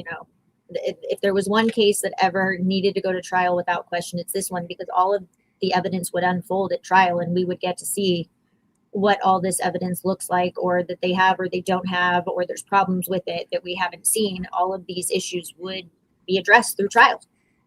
Yeah, there's a lot of people that need to be cross-examined. Mm-hmm. Yeah, well, this is multiple questions. So why don't you guys if you want to pick one. Kristen, I'll designate you to pick one of these questions and you guys can touch on it. And then we'll move on to the next slide. I will take the first one. I think now with these new hearings filed, I think all of the dates are going to be pushed out, and I think it's probably going to be more than a year pushing that year and a half mark before we actually get to a trial, if we get to the trial. I think it's going to take a long time to get to the truth, and that's just my opinion. But I think with each motion, we're going to get more and more information, and we're going to see hopefully more evidence. But this is definitely going to be a long journey. Yeah, you guys can, Sam and Ron, you can pick whichever question you want to answer. Oh, I don't care. I can answer any of them. What's the next one? Do you think Brian is an innocent scapegoat or an innocent fed up? I don't know. I just don't think that the evidence points to him being guilty. I don't know the answer to that. The problem is like, even JJ, when you were saying your theory earlier, it's like, well, I think part of it might be problematic insofar as you're not in a position to prove your theory, right? But I don't think you can exclude it as a theory either. So that's kind of how I approach these. So it's like, I don't think you can exclude that. I don't think you can exclude that he was a scapegoat or exclude that he was a fed op. I look at it from the evidence that I see doesn't withstand the prosecution's burden. Right. Yeah, that makes sense. And you're right. I definitely can't prove my theory right now. That's for sure. Ron, what say you? Well, I can touch a little bit on those first two. I'm just kind of jaded by some of, I have several appeals that I've dealt with recently where judges are have tried to force things into a tight window and try to not, avoid at all costs continuing a trial out. I think I tend to think that the hearing may go forward in June as scheduled if it gets to the hearing. I would not be surprised if it gets continued, but I don't know. So I think I differ a little bit from Kristen there. And generally, when Kristen and I differ, she ends up right. So take it for what it's worth. I just look at that he's already asking for a continuance of the November date, and then by default, that is a trickle down effect. I mean, how many times have we been ready to go to trial? We show up a week or two before at our status conference, and there's missing discovery. Somebody's asking for an extension, and more often than not, trials almost never actually go on the date, at least in our line of work, for the original date that's set. As you get closer to the date, then you get closer to knowing that both sides are ready and that the judge is ready to go forward. But we're already asking for a continuance, which I think is a good sign. I think he needs more time to be able to prepare that amended petition. But I just think it's going to be a trickle down effect. Yeah, I think you're probably more correct than I am on that. I tend to think, Brian, I am perfectly willing, if there's evidence that indicates to me that Brian did do this, I am perfectly willing to accept that. I question why that isn't the stuff that's coming out. The prosecution, the court is releasing a lot of stuff. All of it points elsewhere. I'm waiting for the evidence in support of the prosecution to come out. But I tend to think, mostly because I sometimes have to be dragged to the conspiracy a bit. I tend to think he's more an innocent scapegoat. I'm having trouble with the concept of what the feds might benefit, or what they view as the benefit or the need to have Brian, to somehow convince him to take this plea or to put it on him. I think I'm more likely, like I said earlier, to believe that some of the stuff that seems to tie him to law enforcement or to, like to the sheath, for instance, is more likely to be a coincidence than to be part of the plan. but then that's just me, and I, I can only go by what I see. If I see more evidence, and I think it's just a lack of really understanding how the feds work. I've never really dove into that very much. That's fair. That's fair. And let me say it like this: I have a lot of people in family law who they don't like a ruling that the judge gives, and they may have read books, and seen movies about the corrupt judges and everybody that tend to seem to be in the South a little more. I feel like I can say that I grew up in the South, guys. But I've had clients say, "Oh, they pay off the judge," and it's like, no, they did not pay off the judge. The judge may be an idiot, but the judge is not paid off. That doesn't happen as much as people seem to think. And so maybe I'm just a little jaded by clients always trying to see conspiracies in rulings against them when it's just the judge saw the evidence that way. Right. All right, let's go to the next one real quick here. This is from ePotty21, regular participant in the chats. After the Whitcomb and Syray interviews, have any of you changed your mind on what happened in this case, or did it just add confusion? I think Whitcomb, I think he provided some very critical information. I think he was the first one to get it out there about the hair. I think it gave me a little bit more insight of just trying to put together what possibly happened on the second floor and where the blood spatter was. Syray, I personally don't believe anything that he says at this point. So if we look at his report, and then we look at when he was on our show answering some questions, it steered away, but he was still saying, I think I've made this very abundantly clear that they were intentionally hiding evidence. And then I don't know what it was a week later, everything he had said previously, everything he had put in his report was completely out the door. So I am in a position where I don't believe anything that he says. And I find him to actually be not helpful in any way, shape, or form to this case whatsoever. Yeah, nope, they didn't change my mind. I think Whitcomb had evidence I hadn't heard of, so that was interesting to me. So it just spiked my curiosity, and Syray didn't change my mind at all. I think that Whitcomb, sorry, Ron, I think that Whitcomb made it clear to me of how many potential perpetrators or how many potential persons of interest that could have been involved in this case. I think that was a huge number of people that should have been investigated thoroughly. I think Whitcomb in his book actually led me more to believe that Brian did not do it, because I know initially I thought he was at least involved somehow.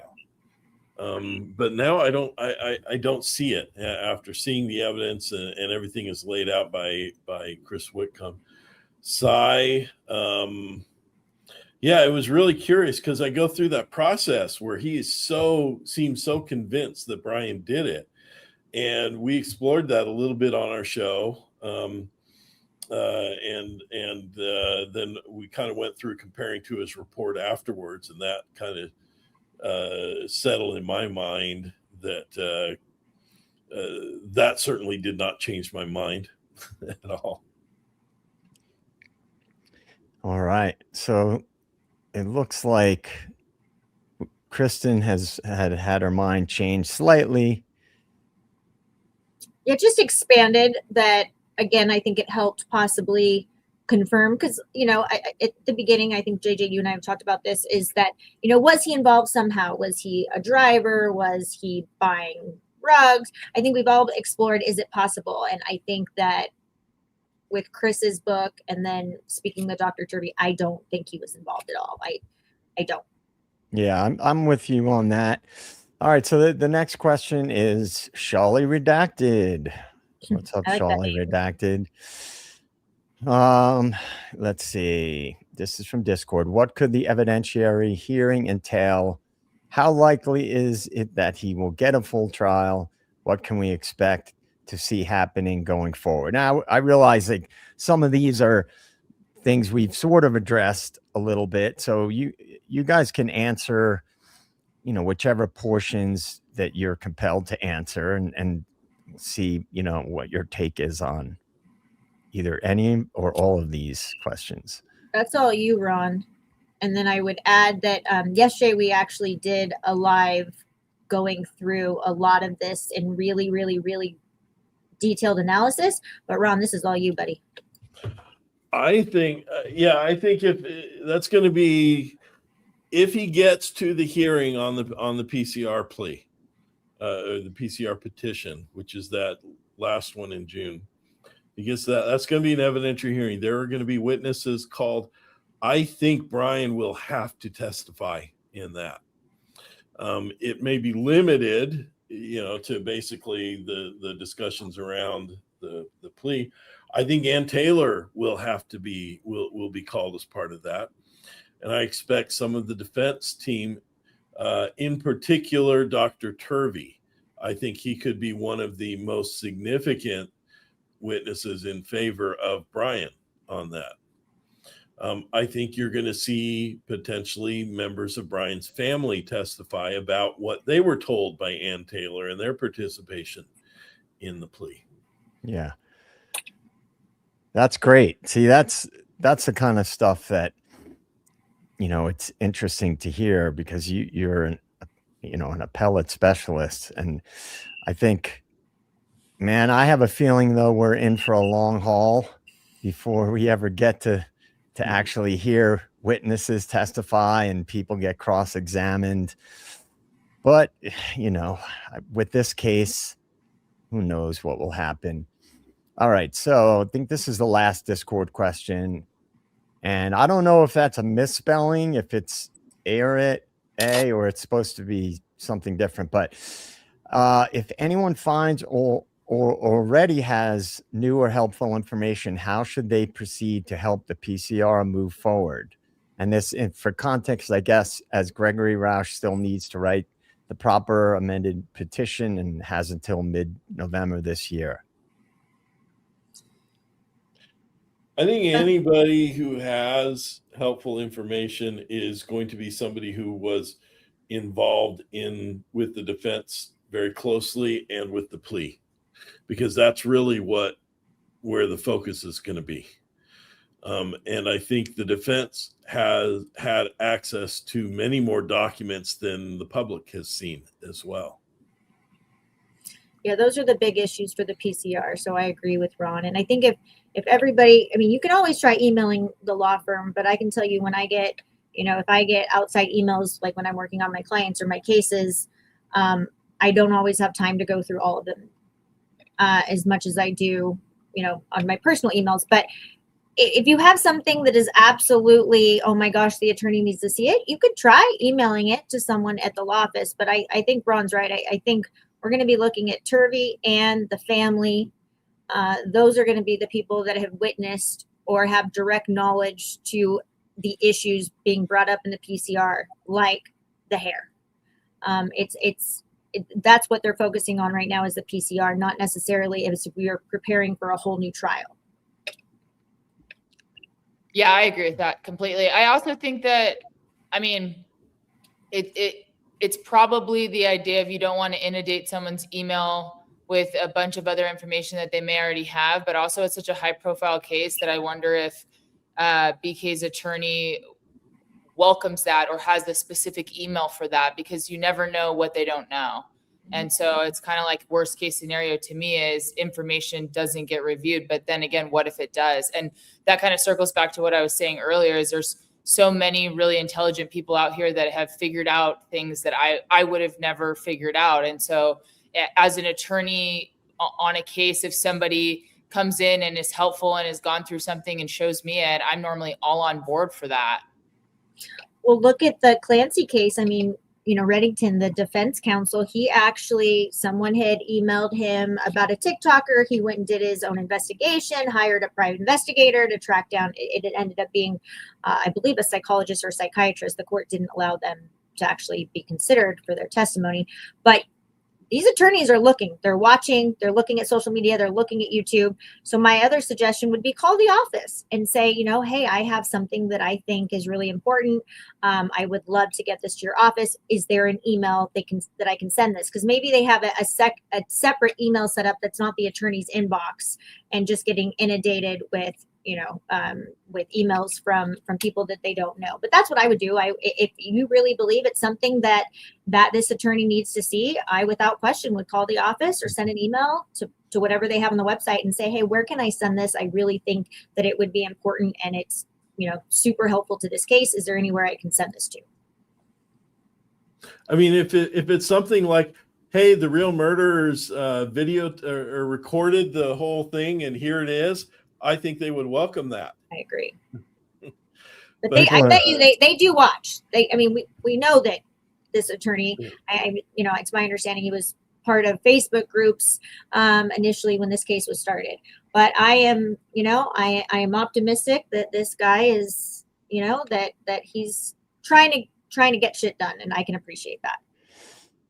Yeah, there's a lot of people have questions, but I know you guys, you know, can't sit here all day. So with that, you know, one's got a question up there, but I also want to get through some of my questions, and then, you know, obviously I don't want to take all of your time. If people in the chat want to continue after the custody queens and Ron have to go, we can do that. And guys, I'll edit the video to send it to you guys, and Awesome. you know, I'll download it. We'll share it on ours too. We'll do it as a replay on our channel as well. Yeah, absolutely. And I'll edit out any extraneous stuff, you know, after if we go longer or whatever.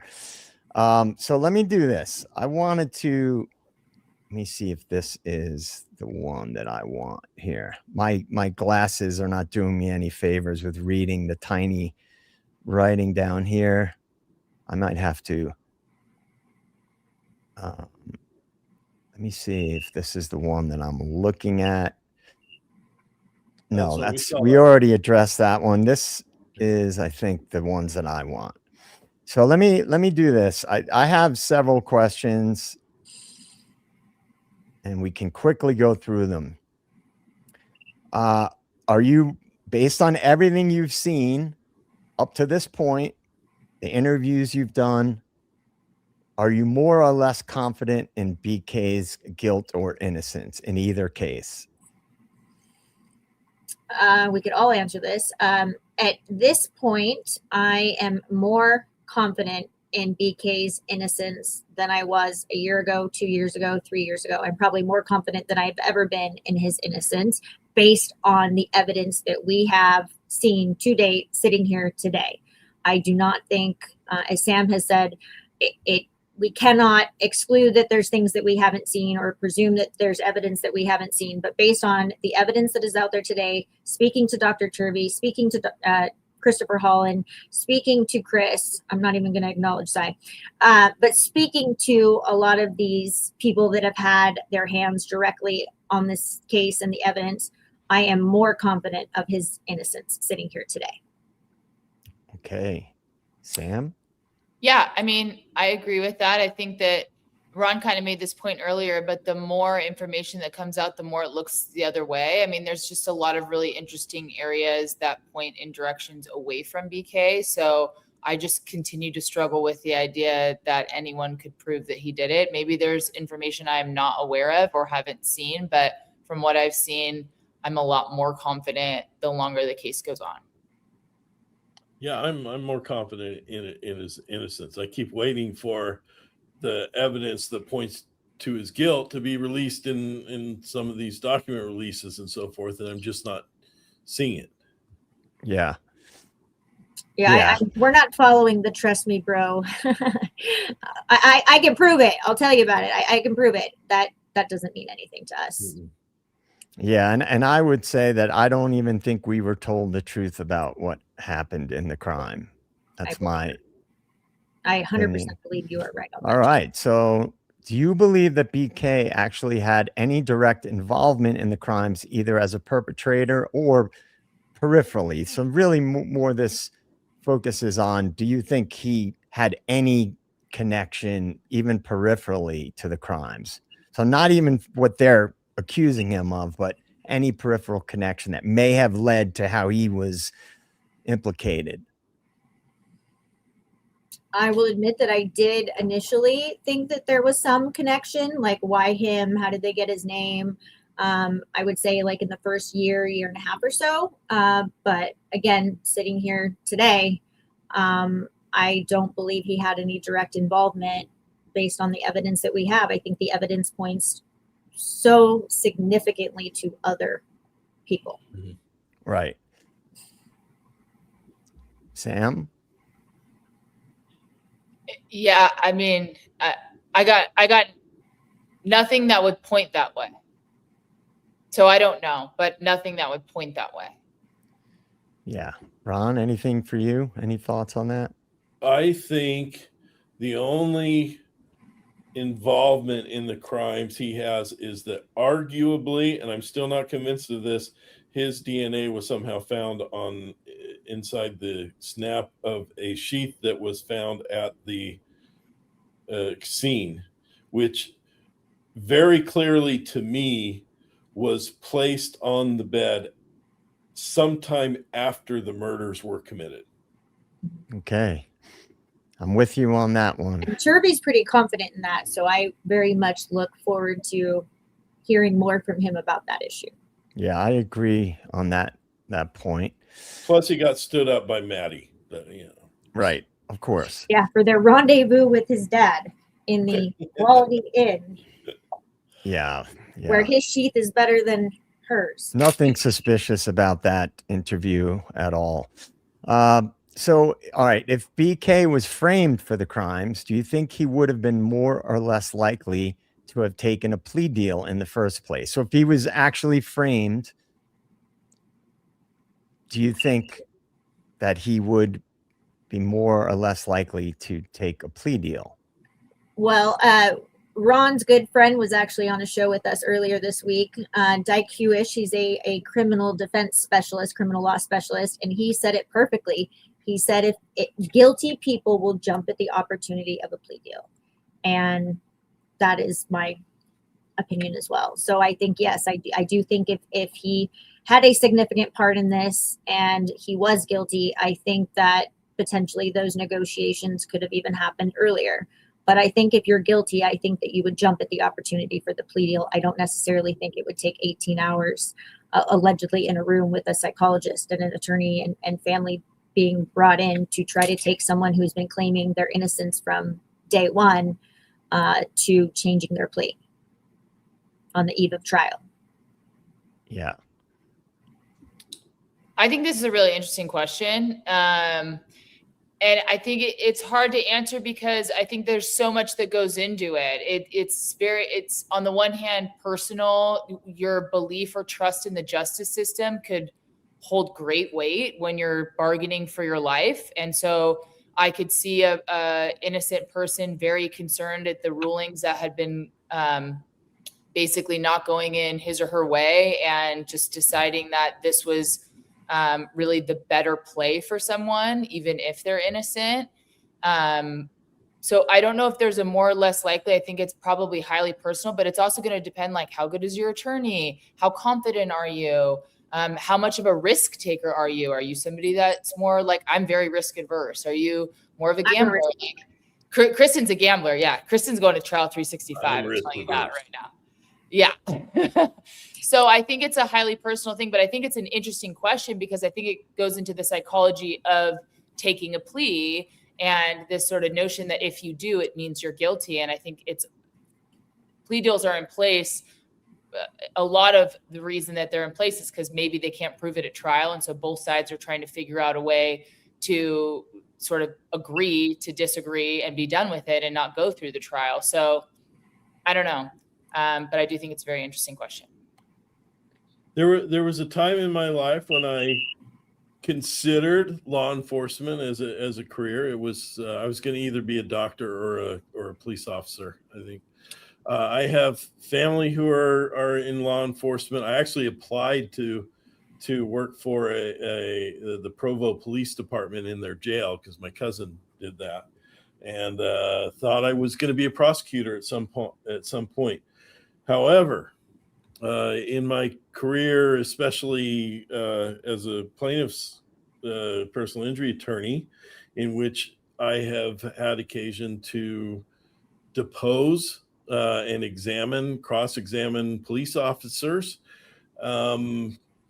I see, and one of the reasons why I am not that afraid to be critical of law enforcement, even though I deal with deputies in the courts all the time, and they're great for the most part, and most police officers are, but they're in a position where they hold a high degree of trust, and where they have some very strong oaths and rules that they follow. The reason is because they are in a position of authority and in a position where they could very easily affect a case and easily frame somebody for something that they didn't do. And so if he was framed by somebody who had access to the evidence, I think he would be more likely to take a plea deal, because that's going to be something that would be very, very difficult to overcome. If you have somebody willing to lie on the stand, not all cops lie under penalty of perjury. Hear Some that do. one? Some do. One was just saying not all cops are bad. And I said, trust me, we feel the same way. Yeah, no. There are some great cops. I agree, one. But one, you've got to agree, some cops lie, even in court. And that's the scary thing to me. So yeah, it is possible. Do I think he was framed here? I don't think so. I think it's more coincidental than anything. But that certainly would lead somebody to be more likely to take a plea. All right. Yeah. Good stuff. All right. So let's see here. Number 4. If the amount of blood reportedly present at the scene, as was suggested, would it be likely that the first people on the scene and or first responders would have mentioned all the blood? So if what we were told is true about the amount of blood and the scene, what happened at the scene, do you think it would be likely that somebody would make a comment or have a specific reaction related to seeing all that blood? I thought some responded, some mentioned the smell, and I thought some did mention a lot of blood. Yeah, but I think Yes, he's referring absolutely. to the 911 call, Ron. Like, the 911? Nobody talked about the massive amounts of blood that were everywhere. Well, it's actually both, like because when the Nunez first enters, right, we've seen his body cam footage. He doesn't specifically say, like when he makes the comment, the guy's coming up the stairs, he goes, dude, and you could see he's responding to something. Mm-hmm. But I didn't initially hear, when they were very first coming into the scene, I don't recall anyone mentioning. Maybe somebody did, but it wasn't evident to me that they were like addressing a scene that had a lot of blood. And then to piggyback off of that, and these kind of go together, when Hunter Johnson goes and checks on the bodies and supposedly checks Xana's pulse, and they hand him the phone, he never makes any allusion to, I think they were murdered, there's blood everywhere. Now, we were told, he didn't want to upset the girls and so on, but you're calling the people who are going to come to the scene to respond. You would think it's critically important to give them some insight as to what is going on the scene. So do you think in both of these cases that makes logical sense? And is there anything strange about that to you guys? I think it's super strange. And the very first time I heard the 911 call, and then we saw what the crime scene looked like, I was screaming, why is nobody talking about the blood? But we have to remember, they're coming for the unconscious person, right? So I have issues with the 911 call. I think parts of it were scripted and calculated. Maybe things were intentionally left out.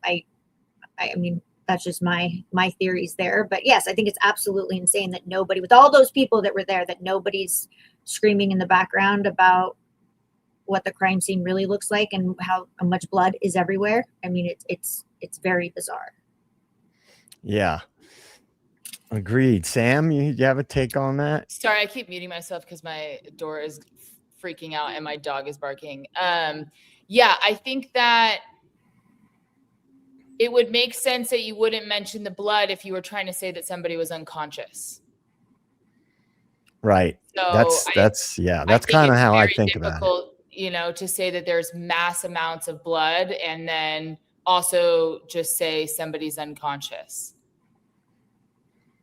I agree with that. That's kind of part of what my take always was, because they were presenting a different narrative initially to help explain why they didn't call 911 for 8 hours or more, you know, and if they acknowledge all the blood, that would make that part even more suspicious. Anyway, Ron, what do you think?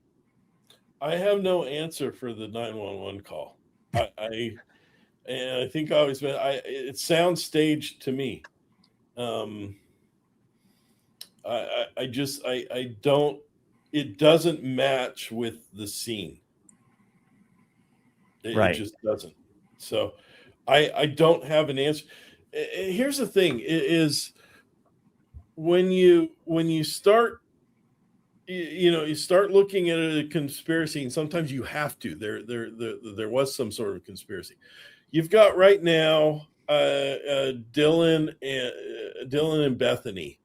I think Dylan in particular did not tell the truth. So there is some sort of conspiracy that she is hiding something, I believe, based on her testimony.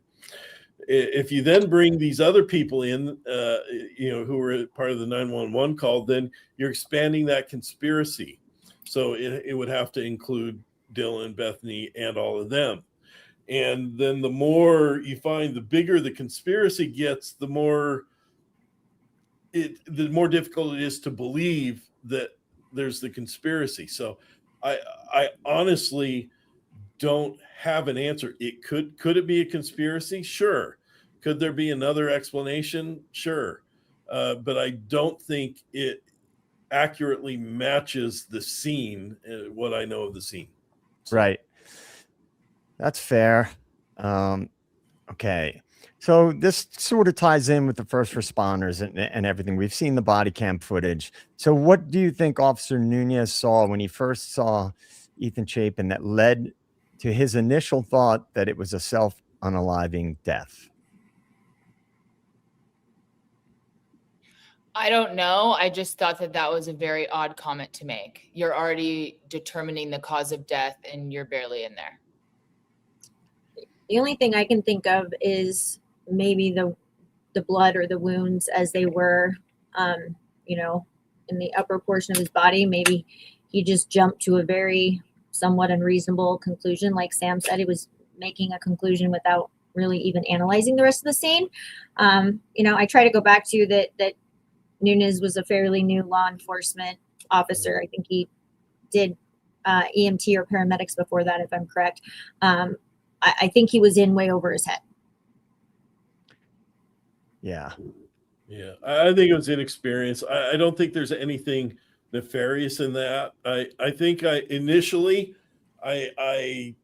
entertained the thought that there was something nefarious in what Nunez, in his participation.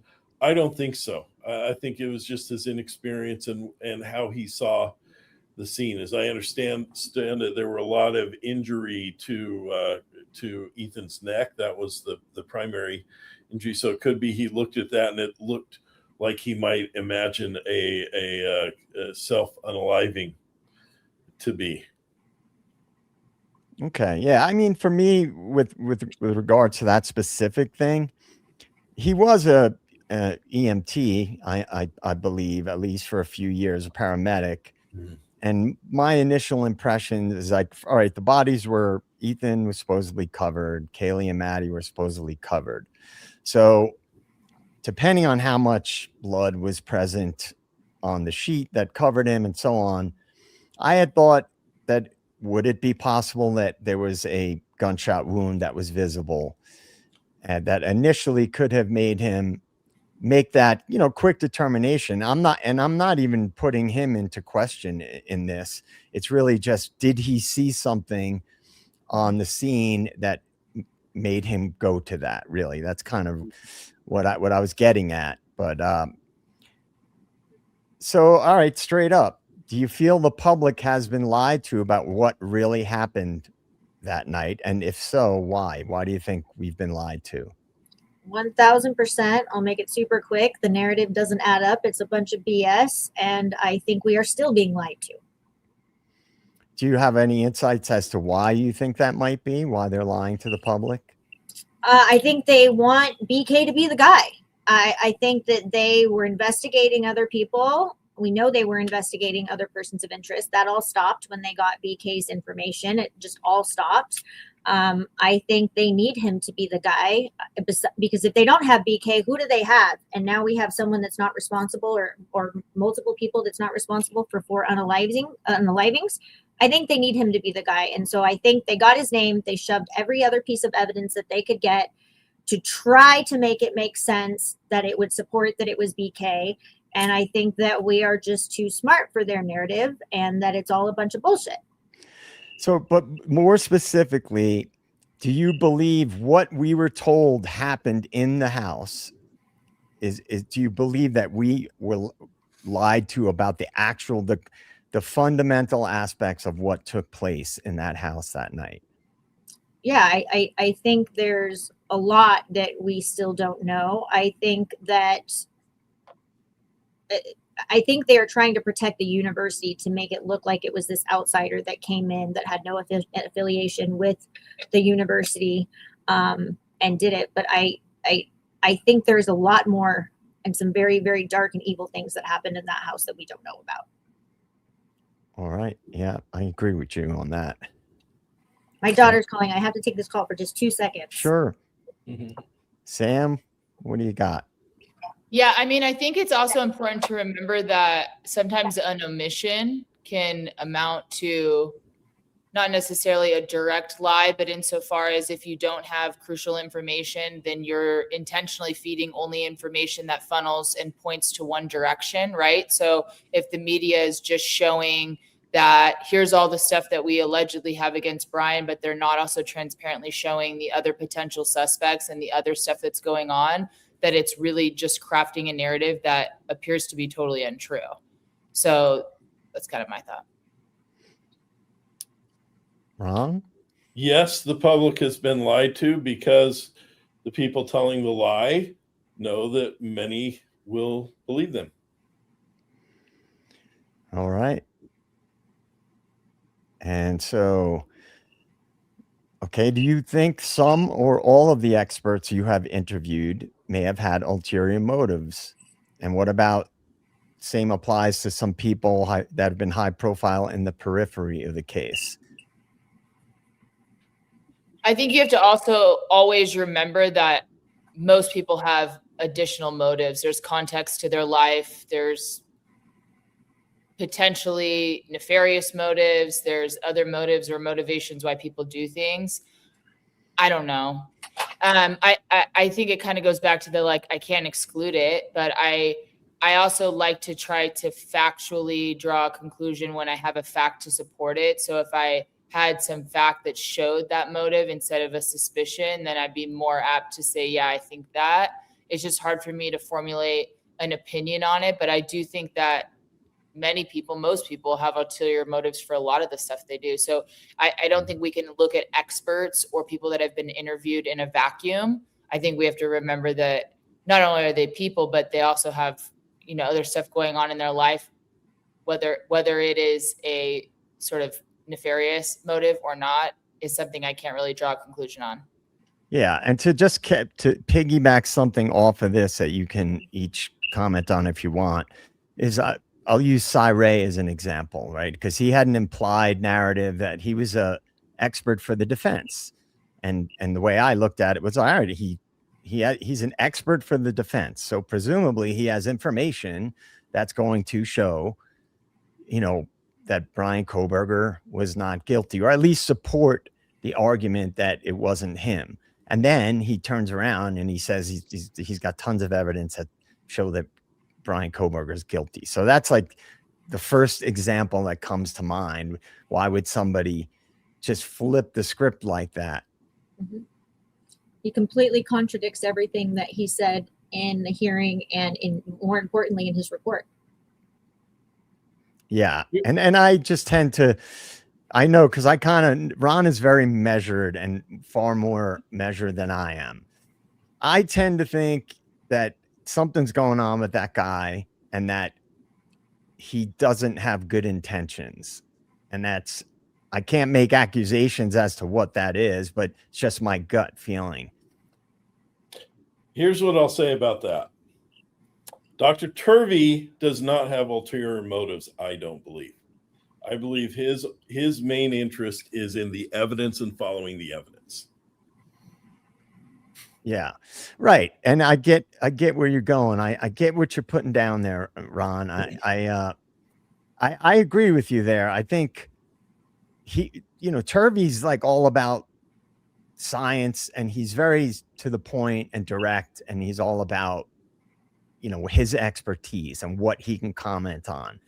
Whereas Cy Ray he just did a flip flop, and it's very strange to me. So I tend to be very suspicious of people that do that. So I think we're with you there. Yeah, we are big Team Turvey. We actually have a shirt in our store that says #Team Turvey. So we believe that Turvey is in this for the right reasons, and that he doesn't have anything to gain by not speaking out so affirmatively of what he has observed or seen or touched or analyzed. May he not get everything perfectly. We'll see that in the trial, maybe not. But I believe that he's probably one of the few that doesn't have any ulterior motive.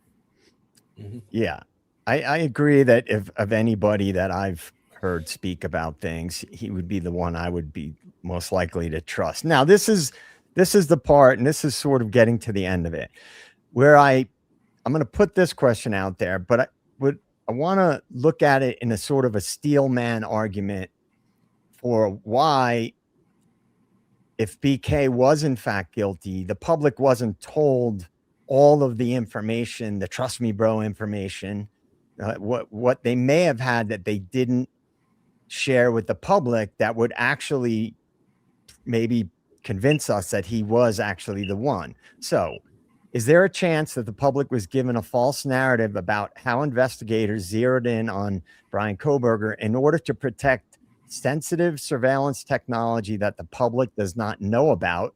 And then there's a part B to that, something that the public would be outraged about if they knew was being deployed. That would explain a lot. I don't know. That's out of my wheelhouse, my friend. I don't know. I can't say no. Same. I was just going to say the same thing, Ron. Yeah, and the reason that I asked that is because I don't believe that this is the case. However, in trying to be a good faith actor and be intellectually honest, I tried to think, well, what could be a scenario in which he is the guy?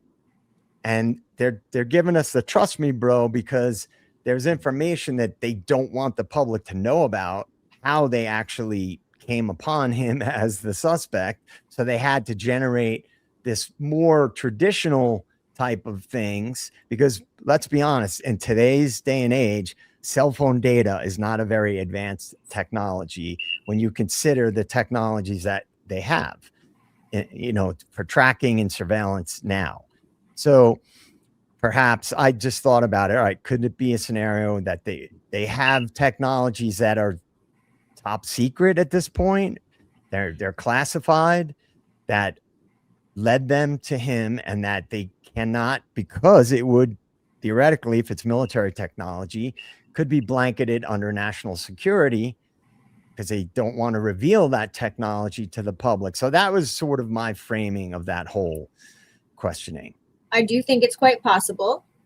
And I know that when we were interviewing with Ray and we were preparing, I think RJ actually did a really good video about something along the lines of this. He's actually in the chat. If you guys don't know him, you should be following his channel as well. But I think it's a big possibility. I think there are a lot of question marks and missing information with respect to exactly how they got his name. I think there's a lot of issues there. And is it being protected? I can't say no. Right. I would think they would have done a better job of planting incriminating evidence on his phone, though. Right. Right. And, or his computer, or in his car, or anywhere. Right.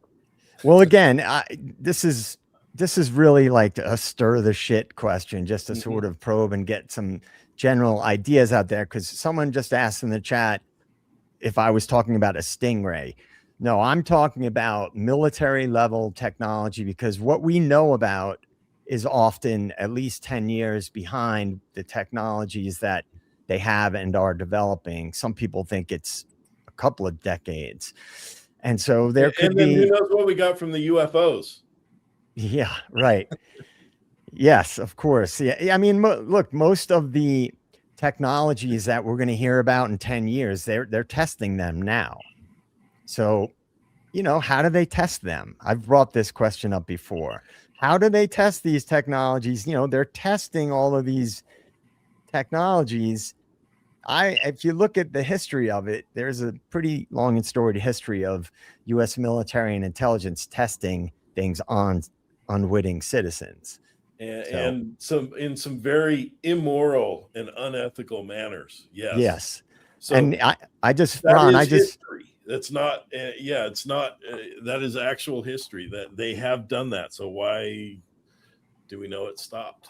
Right. And exactly the point I was just going to make. Why would we assume that they stopped doing that? If they did it in the past and really never faced any consequences except harsh words, I don't believe that would prevent them. So I know you guys probably have to jump because you've been very generous with your time. I want to say thank you so much, Custody Queens, Off the Clock, and Ron. I love your content. I watch pretty much all of your videos, by the way, including some of your rebroadcasts. I will edit this for you guys and I will send it over with the Google Drive. And guys, follow the Custody Queens Off the Clock with Ron. They have a banger channel, man. It's in my opinion, it's one of the best true crime channels, period. And they're awesome. And as you can see, they're very smart, knowledgeable, and they're funny too. So I would highly recommend it. JJ, we love the shit out of you. From the first time you were on with us, we are huge fans, not of you as a creator, but as a human. And I just want to give one shout out to how incredibly respectful and amazing your chat is. It is so refreshing to not seeing a chat, degrading other creators or people or subscribers. I just want to give a big hats off to you for the people that in your chat, because truly this is one of the most respectful and kind and supportive chats that we've been in. And I think that says a lot about you as the creator. So I think you are doing a phenomenal job, and we just love you. Yeah. Well, thank you very much. Anytime you just have to tell us, hey, I want to come on your show. We will make it work. We'll find a time and we'll get you on. We'll talk with you anytime. I love you guys. I love what you're doing. And guys, please like and subscribe to this channel as well, but don't miss out on the Custody Queens Off the Clock with Ron. They're awesome and they're great people. And if you guys, it's totally up to the chat. When these guys jump, if you guys want to stick around, because I know I couldn't get to a lot of the chat questions. And Custody Queens and Ron, I'll edit everything down for you today and send it over after we're done. Thank you, JJ. Right. Awesome. Thanks. You guys rock. Bye, everyone. Thank you so much. So chat, it's up to you all. If you guys want to keep going, I also want to thank Philly Special, my handler. And let me just, there we go. So it's up to you all. If you guys want to start throwing up some questions, start stirring up some conversation, we could stay on a little bit longer. It's totally up to you. The Philly, I don't know if you have any more time. We don't have to stay on long. But Philly, what say you? You want to jump up and we'll figure out what we want to do here.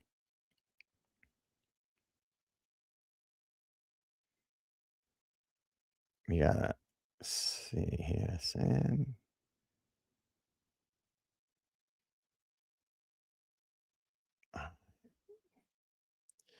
All right, Philly, are you still there? Well, hey, listen, chat. It's totally up to you guys. Give me a 1 in the chat if people want to stay on and throw up some questions and chit chat more. And 2, if you guys got to jump, really just if you're interested in continuing the chat, throw a 1 up. I'm going to be doing a late night live tonight as well. It's going to be 11 p.m. Eastern time tonight. So we'll be doing a late night live. But if some people wanted to stick around, because I know there were a lot of people's comments. I was watching the chat, but those guys were talking and I wanted to just keep them going because I know they have limited time. And like Captain 1-1 was here and he was throwing up some great stuff, and Epotty and Shawley and everybody, Green Eclectic Mama. I saw, God, a lot of familiar names, formerly known as Beck was in there. RJ, Lovely Me, Hangman's Joke. I see, a lot of you guys, Splendid Melancholy, a lot of familiar names in here. So if you guys want to keep chatting for a little bit longer and I could throw up some of your comments on stage, it's totally up to you. I saw some people did. Captain 1-1. Captain 1-1, you're always welcome to come up if you want. So let's see. Crime and Chaos, I see you. Thank you. T-Money, thank you. And let's see, there's a lot of familiar names in here, and I appreciate everybody's support. And they're going to rebroadcast this on their channel as well. Okay, right on, Shawley. Yeah. Well, look, we're definitely doing the live tonight. I don't know if my handler had to jump if she's away from the computer. There she is. I'm here.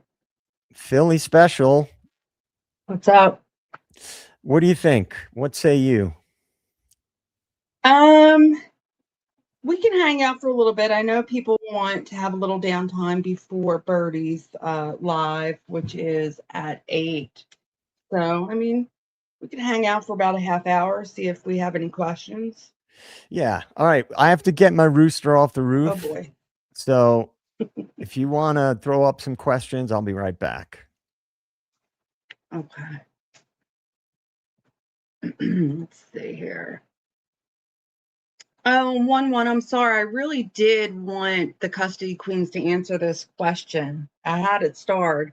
Sorry that they didn't answer this one about Kaylee's phone, because I really wanted to see what their response would have been.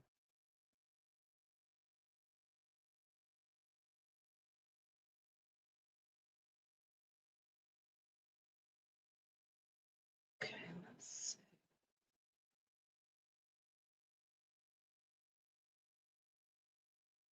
I'm just looking for your questions, Laura. That's a good one. And guys, don't forget to hit that like button for JJ, please.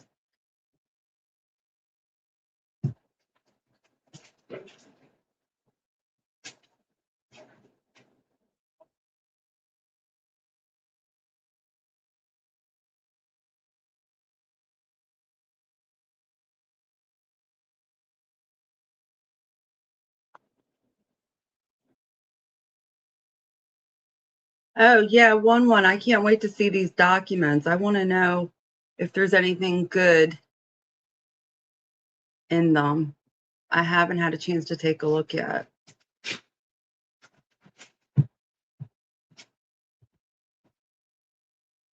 Here, let me put this question up for him.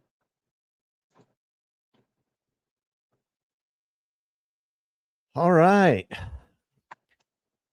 Laura Jefferson, what's up? You think they'll offer Brian an Alford plea to cut him loose, but avoid having the truth come out? That's very possible. That's what they did with the West Memphis 3. That's about the most high profile one that I can think of where they use an Alford plea. I have a few different takes on this, by the way. I didn't want to get into predictions per se with the custody queens because, you know, I can ramble on and I wanted to be respectful of their time and hear what they had to say.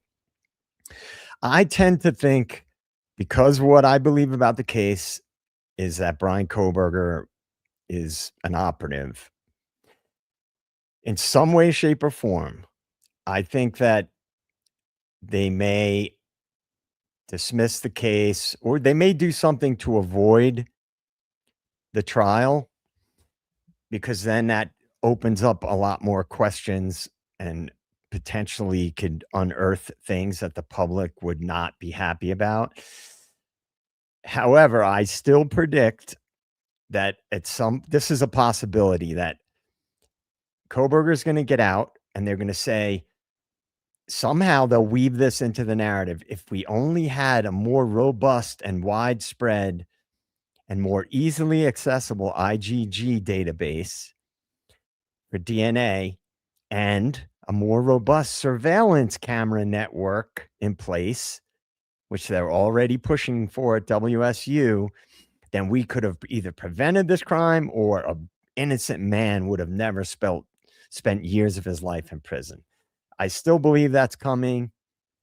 But again, the big picture stuff, I always say you have to wait sometimes because it doesn't make itself evident until years later when everybody has really stopped paying attention to the case. They're monitoring what we're all talking about. They are. So Captain 1-1, right? Captain 1-1. He could even get time served, which is a big possibility because remember, this is now I'm going to more of state of the deep type theories, which Captain 1-1 has heard me talk about ad nauseum. The power structure does things differently. They are monitoring everything. They're monitoring what people are talking about. They're analyzing what people believe, what type of hypotheses are floating around out there, different theories. So they're not going to start pushing an agenda when it's going to be more obvious to the public. They'll typically wait, take the temperature of the public before they start implementing those narratives to push an agenda. And so that's why with the stuff that I look at, a lot of times you have to be patient and you have to pay attention to what happens as a result of cases. So, you guys, I know I was ignoring the chat a lot in that stream. I was seeing a lot of the comments, but I was doing my best not to post them on screen because my handler gets mad at me because she'll be clicking on something and then I'll click on it and I'll remove it from the screen. And I do that a lot. Turkey Creek Gal, what's up? I'm leaning towards that too, JJ, but I could still believe he was just picked and setting up. I have considered every option because even though I don't talk about this stuff a lot anymore, I was following everything for a long time in this case. And then once I started to see things that made a red flag go up, I didn't trust the official information. So, oh, no. Let me see.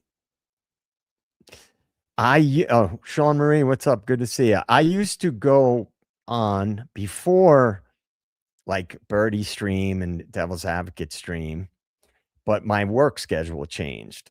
So I couldn't do that. So I had to shift things around. So the norm is dependent on my schedule because as I've said, like I have a full-time job plus I play music on the weekends. So sometimes almost every weekend I have a gig, and then like depending how late the gig is, If it goes too late, I can't really do a stream after it. If it's an early gig, earlier, then I can go when I get home from the gig, which would be a little bit later on the East Coast. And so Birdie does a live tonight where he typically goes later on his call-in shows. And you guys all know that. And so I'm not going to, the Hive is like family to this channel. So I would, if people wanted to do like a late night after party, that's why we started throwing around the idea of doing that. And some nights would be earlier, some would be later, depending on this, what we're doing. Saturdays, like certain creators don't do like streams later or nighttime. So I could do a little early, like 10 p.m. Eastern time, depending on. So it's kind of had to move around a little bit. I hope to get more consistent in the future. Maureen, this is a big question. If he is working with a federal agency and it's classified information, then they potentially probably don't know. He's an adult, The reality is, somebody gets a job right out of college working for the CIA and they get a non-official cover and they're working overseas. Their family's not going to know what their cover is, like what operation they're working on or what's really going on. So it all depends on the circumstances of if he's actually working for an agency or if he was working with research funding. So I'm not really sure about that. It could go either way, in my opinion.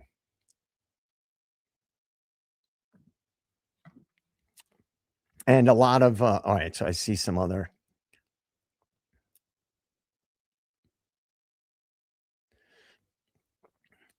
Ipati, what is going to happen? All right, Lynn Mai, good to see you. So if it does play out that way, do you think they are going to look for the real killers? I mean, there could have been, and I've said this in the past, but I haven't talked about it in a while. If there was a parallel investigation going on behind the scenes and BK just needed to be the public facing person while they were doing operations in the background, when those operations are concluded, that might likely be when BK gets released or he gets a new trial or he outright just doesn't even have to go to a new trial and charges get dismissed. The government has so much leeway in what they can say to the public. And I think many people don't realize that the media is often working in concert with U.S. intelligence, and they are not obligated to tell you the truth. I think some people still believe that the media, the mainstream media, is some official organization that they're bound by law to tell the public the truth. Lawsuits have shown that that is not the case. But a lot of people still think that, that's the information. I'm getting it from these people. They can't lie to me about it. Well, that's a misconception. They can lie to you. There's a law in place that allows the government to propagandize American citizens. So if there's national security implications, anything goes. And so to answer that question, if there's a real good faith effort to find the real people, then perhaps they are already doing that, or they will have to do that. If not, if there's something more nefarious going on, then I don't know. I don't know what they're going to do.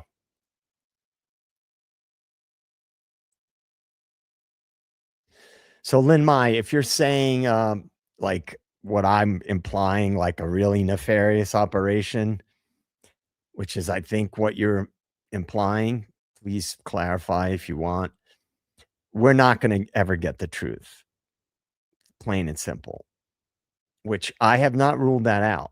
Now, I understand that some people certainly attorneys, law enforcement people are not going to be inclined to discuss higher level operations that take place in the context of a true crime case. But for me, because I don't look at this case and the Charlie Kirk assassination and Luigi Mangione case with the Brian Thompson murder and so on, I don't look at those as regular true crime cases.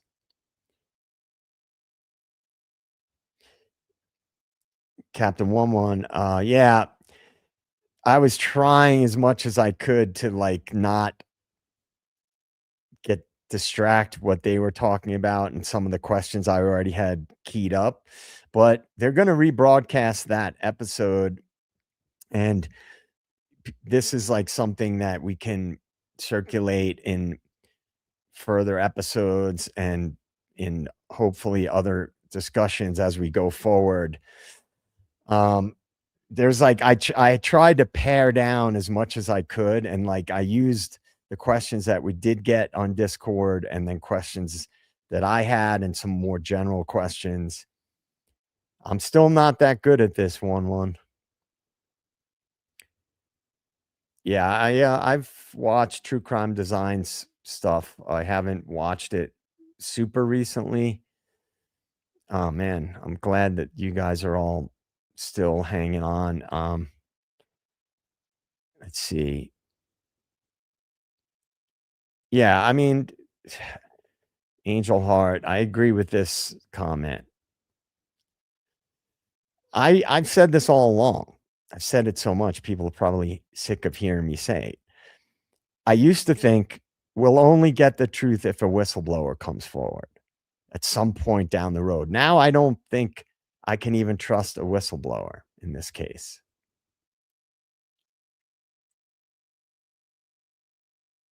And I'm assuming you're talking about flock cameras.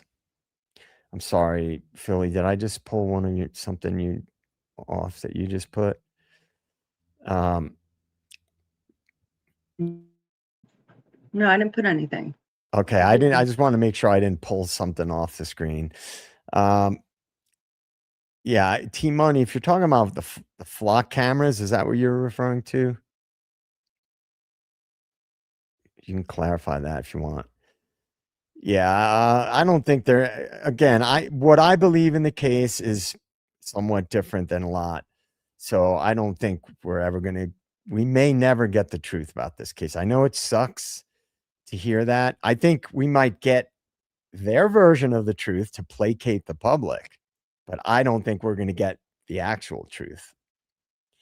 So somebody was talking about Shawley singing, and you guys, Shawley's awesome, and I love her accent. And I think she and I did chat a little bit about music.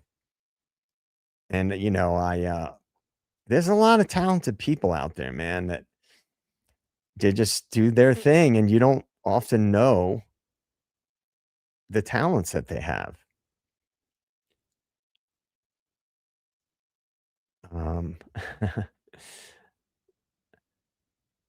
I assume I know what Captain 11's referring to here. It could only be one case, or is that, or were you referring to the Epstein stuff, 11?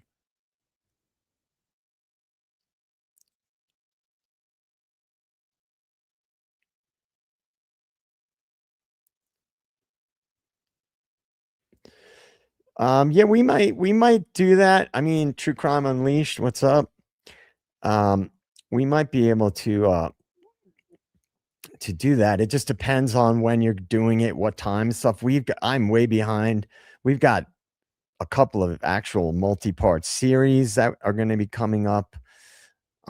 We've got a couple of big topics that have been somewhat put on the back burner, but we have people, in the Discord helping us out, research people, E-Potty, Karen Bell. There's a couple of others that we're going to be getting involved with helping put together stuff for some of the bigger picture stuff. But if I can pop up, I'd love to. It's interesting. That kind of stuff is really interesting when old cases get brought up, because the first thing that my mind goes to is, what are they trying to distract the public from? I don't know. That's just how my brain works. Green Eclectic Mama. Yeah, so I know what you guys are talking about now. Karaoke channel. Yeah, you never know what could happen, man. I mean, in the future. Amish, don't worry, dude.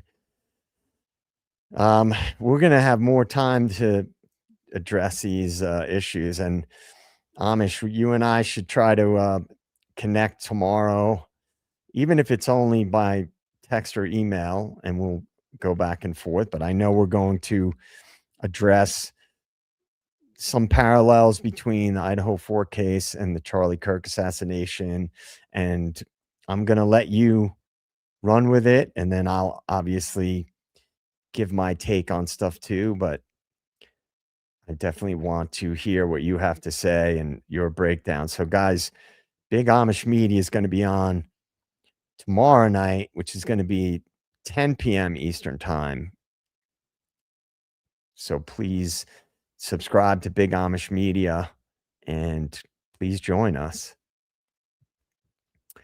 So I know that people are going to be, what time does Birdie start? He starts at like 7 Central, right, guys? Birdie's channel typically. Oh yeah, that's what I figured. 1-1. But I know there was also like talk about the whole Epstein files thing, and yeah, that's a good one. Political ops, because all ops, can be multifaceted. You can have ops that accomplish more than one agenda, which I tend to believe happens for the bigger agendas. I think they have more than one objective. And political ops, that's an interesting one. And we don't have to get, political by definition. And what I always say, it's only political if you pick sides and make it political. And I don't play that game. Estes Crime Maze is in the house. What's up, Estes Crime Maze? I was gonna say, if we weren't going so late tonight, man, you could jump up. But it's probably, we're gonna be wrapping up with this stream shortly because we've been going for a while now.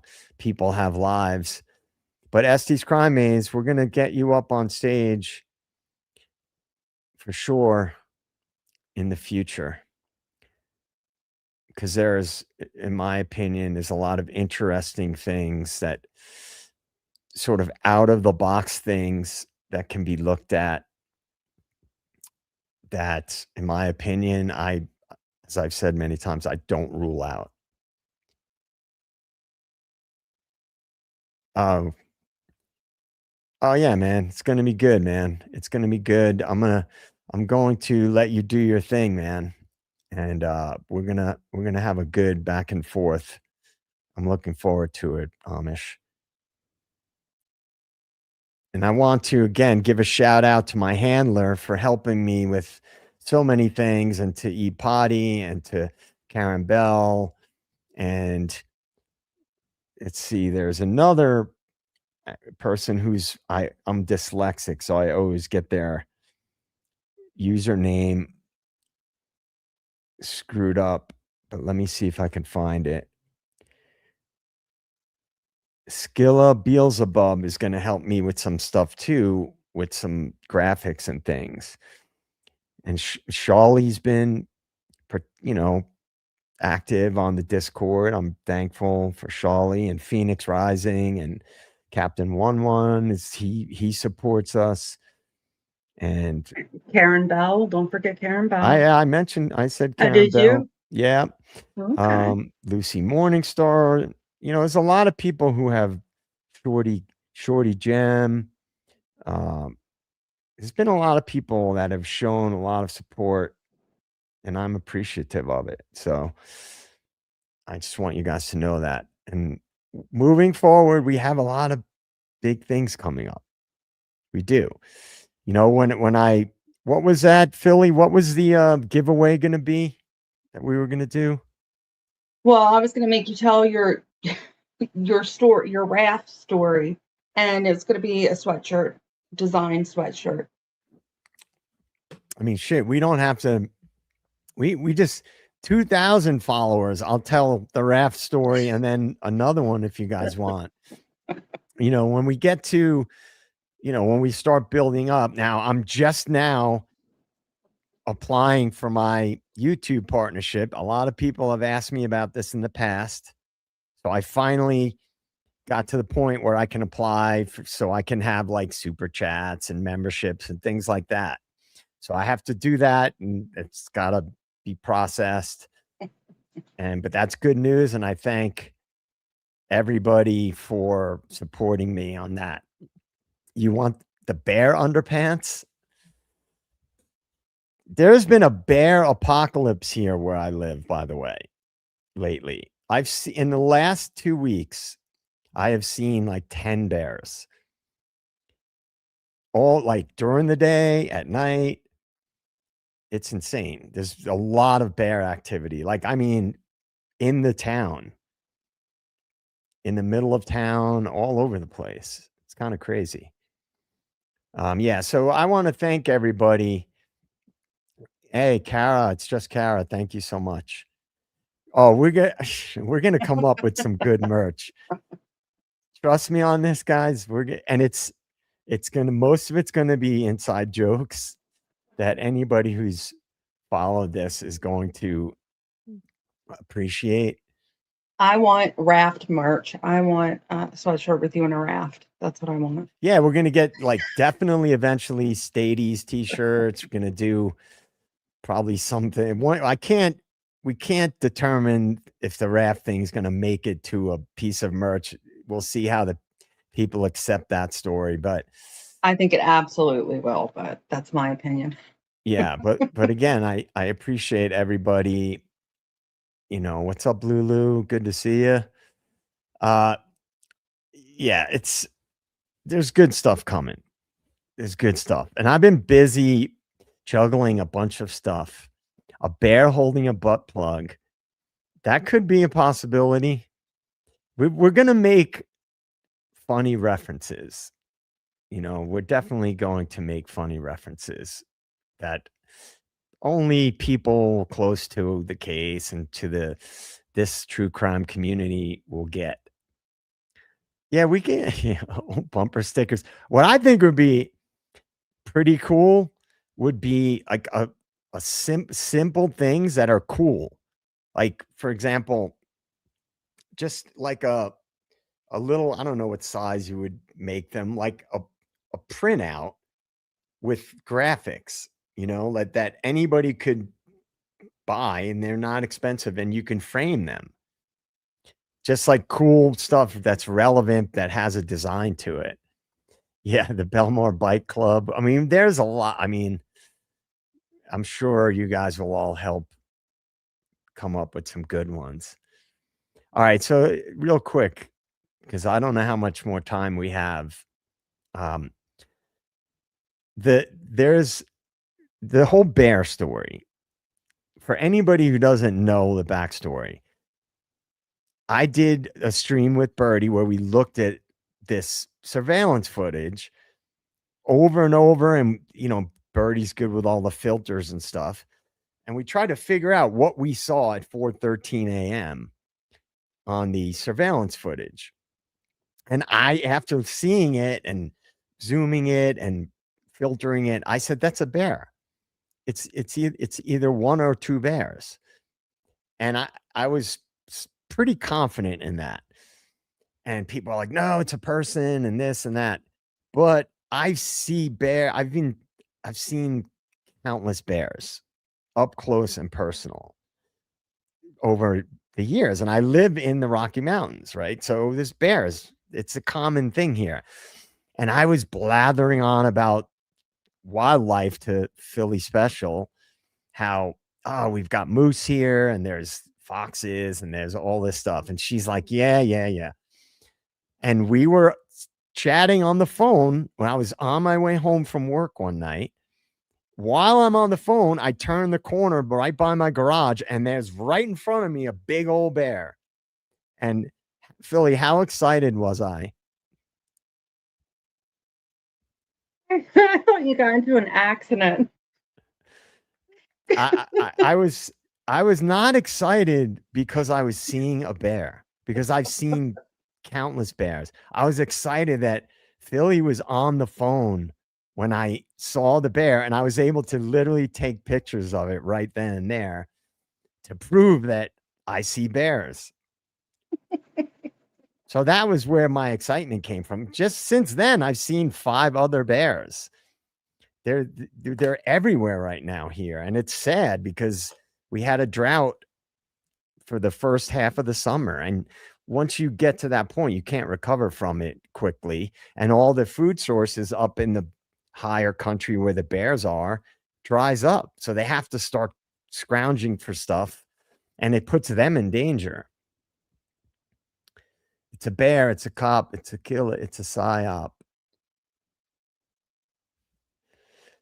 But yeah, so that was, so me speaking about bears recently is not totally random. I've been seeing them for the last week and a half, 2 weeks. I mentioned this to E-Potty one night. You know, the theory that pandas are really just people in suits, where you see them like standing up for the tourists. People believe that they're just people in panda suits. All right, so let's see. Do you really believe, after all the lying and corruption in this case or psyop, that we can actually take the audio? I have said this also many, many times. I don't believe what we were told about the most basic aspects of the case. I've said it countless times. I think that the footage and audio was manipulated.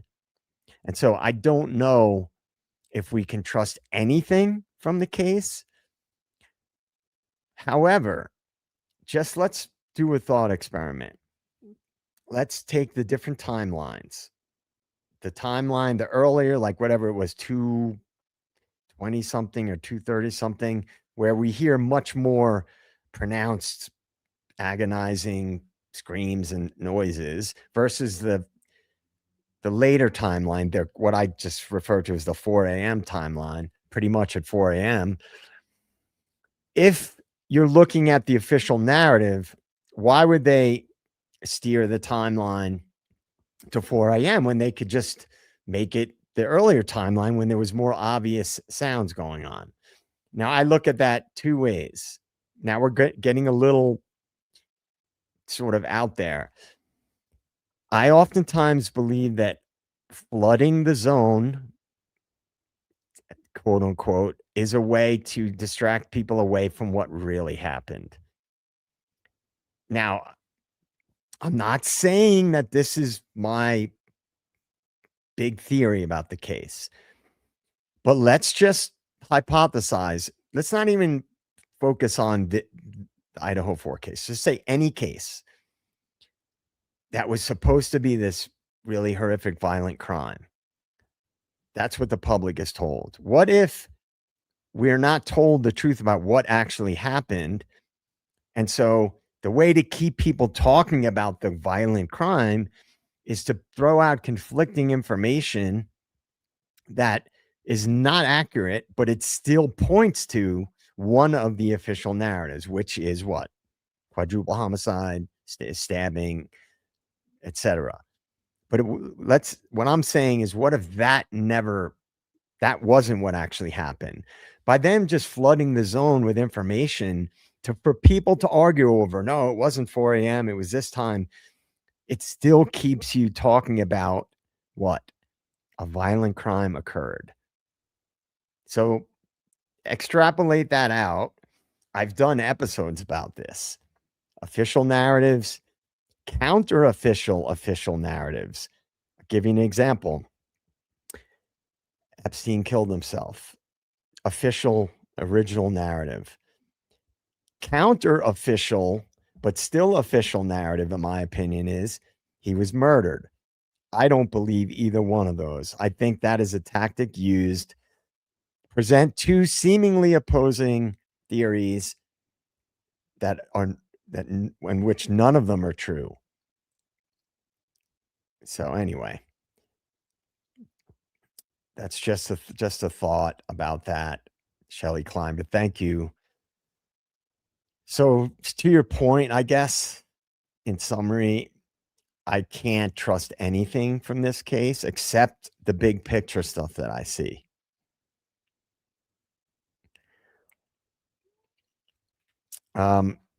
Philly, some people mistake sometimes my sarcasm, though. I know. And I've had that for a very, very long time. When I first moved out west, I pissed off a lot of people with my direct nature and my sarcasm or my dark sense of humor. A lot of people didn't get it and still don't to this day. Meow. Oh, Angel Heart. I'm not quick on the draw with the comments. Hey, look, I think that ties in with the surveillance state, which Meow, I don't know if you followed my videos, but I've done videos about that, about the big picture things, 5th generation warfare. Shawley. Guys, I don't know about you guys, but when Shawley's on Birdie stream and when she's come up here, I think you, honest to God, I'm not just saying this, Shawley, you have one of the coolest vocal tones that I've heard. Anyway, I just wanted to say that, and I'm thankful for you being here. I think what I understand, I'm in a sticky spot because a lot of you all know me from the Idaho 4 case, which I did follow from the very beginning. And I was theorizing and doing all of that. And I still do. But I'm not the kind of true crime creator that's going to only just go over specifics, because I can't, my brain will not allow me to separate things and just go, oh, let's look at this information without it going to the big picture stuff. So a lot of my videos are relevant to the Idaho 4 case because I've said it a million times. There's a common thread that runs through all of my videos. Somebody, I'll tell you who it was, made some comments on, I hope I can find it, on Discord. And I don't know if I'm not good with Discord, if I can find it, but about, we're talking, kind of big picture stuff. And I look at, I tie in things, but I don't spell it out for people why it's relevant. So I might do videos that seem like, for example, the Great Reset. We did the flock cameras and the TOCA technology. That's extremely relevant to the Idaho 4 case. It will be later on. So a lot of those videos, if people aren't really used to following those things, you're welcome, Shawley. They may not get why it's relevant and why I apply those ways of looking at things to the Idaho 4 case. When bigger things are going on, and you have to pay attention to other things beside the information that they flood the public with or that we try to get access to. Thank you, Splendid Melancholy. I can't change. I can't change. I wouldn't be able to change my brain at this point in my life and the way that I look at things, which is why I'll tell you what the end goal of this channel is. And it's a majorly time consuming thing. And it's going to take me a long time to get to that point. And I'm in it for the long haul. What I would love to be able to do is put together a unifying theory that explains from the very top all the way down to us lowly peasants, explains how everything's connected, the power structures, everything, universities, high school, grade school, the law enforcement, the economy, food production, resources, controlling the water supply, everything. Come up with a unifying theory that connects everything together. Why it is that way, how it was allowed to become that way, what started it all. And so as we move forward with the bigger topics, we got one on the American dream coming up soon. It's going to be all about, which I've done a video about, is there really an American dream? Was it all just a lie? And we're going to get into all of that. And then we're going to go even bigger. So it all ties in.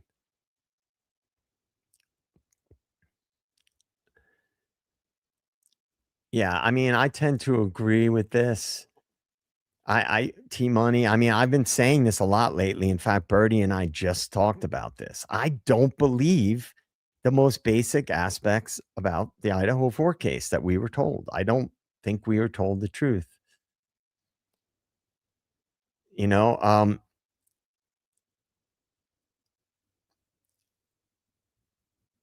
I'm not sure which video you're referring to, Shawley. Tell me, please. Let me know.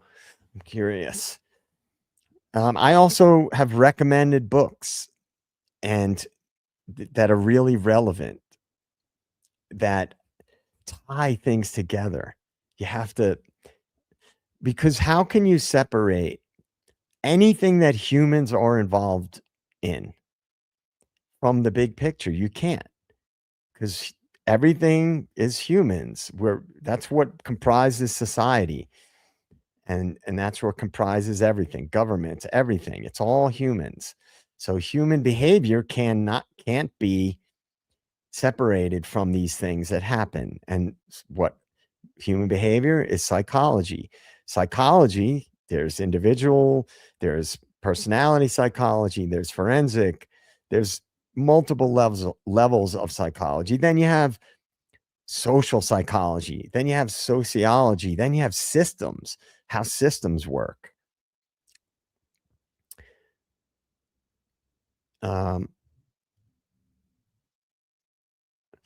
Yeah, I tend to agree with this as well.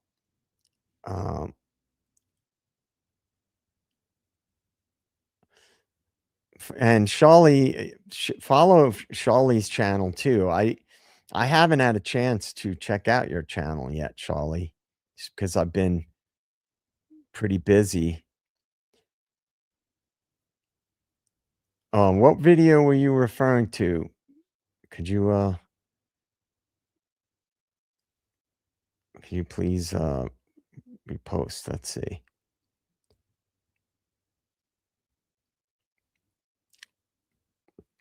Let me see. All right. All right, Shawley. Okay. All right. Yeah, I'll check it out. I'll try to check it out when we're done here, and then later on tonight we can discuss. And let's see. I just want to, and please subscribe to the channel. And if you're interested, join the Discord, because we're going to continue to grow. I really feel it, like there's big things coming for the channel, and we're just getting started, guys. And all right. Well, look, I think everybody needs a little break before Bertie's stream. So I think we're going to wrap it up. And I have to do a little editing so I could send the custody queens their portion of my video so they can rebroadcast it on their channel. And yeah, so I want to thank everybody for showing up and for participating. And we'll be back tonight 11 p.m. Eastern time. And it's possible, like if Birdie's stream ends sooner, you know, we'll talk about it. Maybe we'll start a little bit earlier for people. So thank you to everybody. Thank you, Stacy. Thank you for showing up. Appreciate it.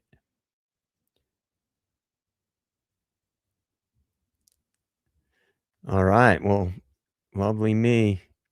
I'm happy to be stuck with you. You're stuck with my crazy too. So right back at you.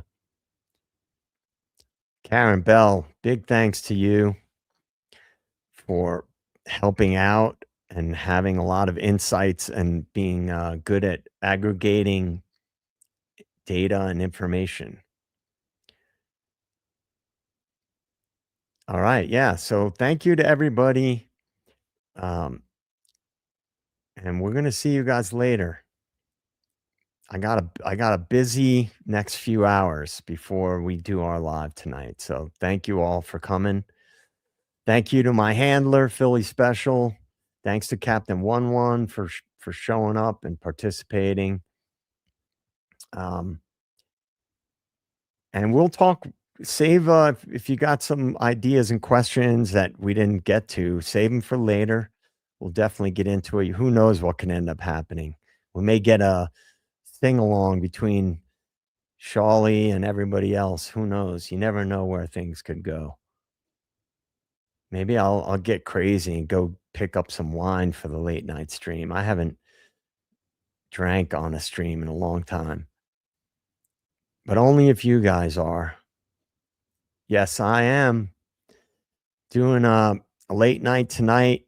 So it's probably going to be 11 p.m. Eastern time, but it could be a little earlier. It's going to depend on Birdie. I'm not going to, I'm not going to start like people are, still on Birdie stream and all that stuff. So it's really up to all of you.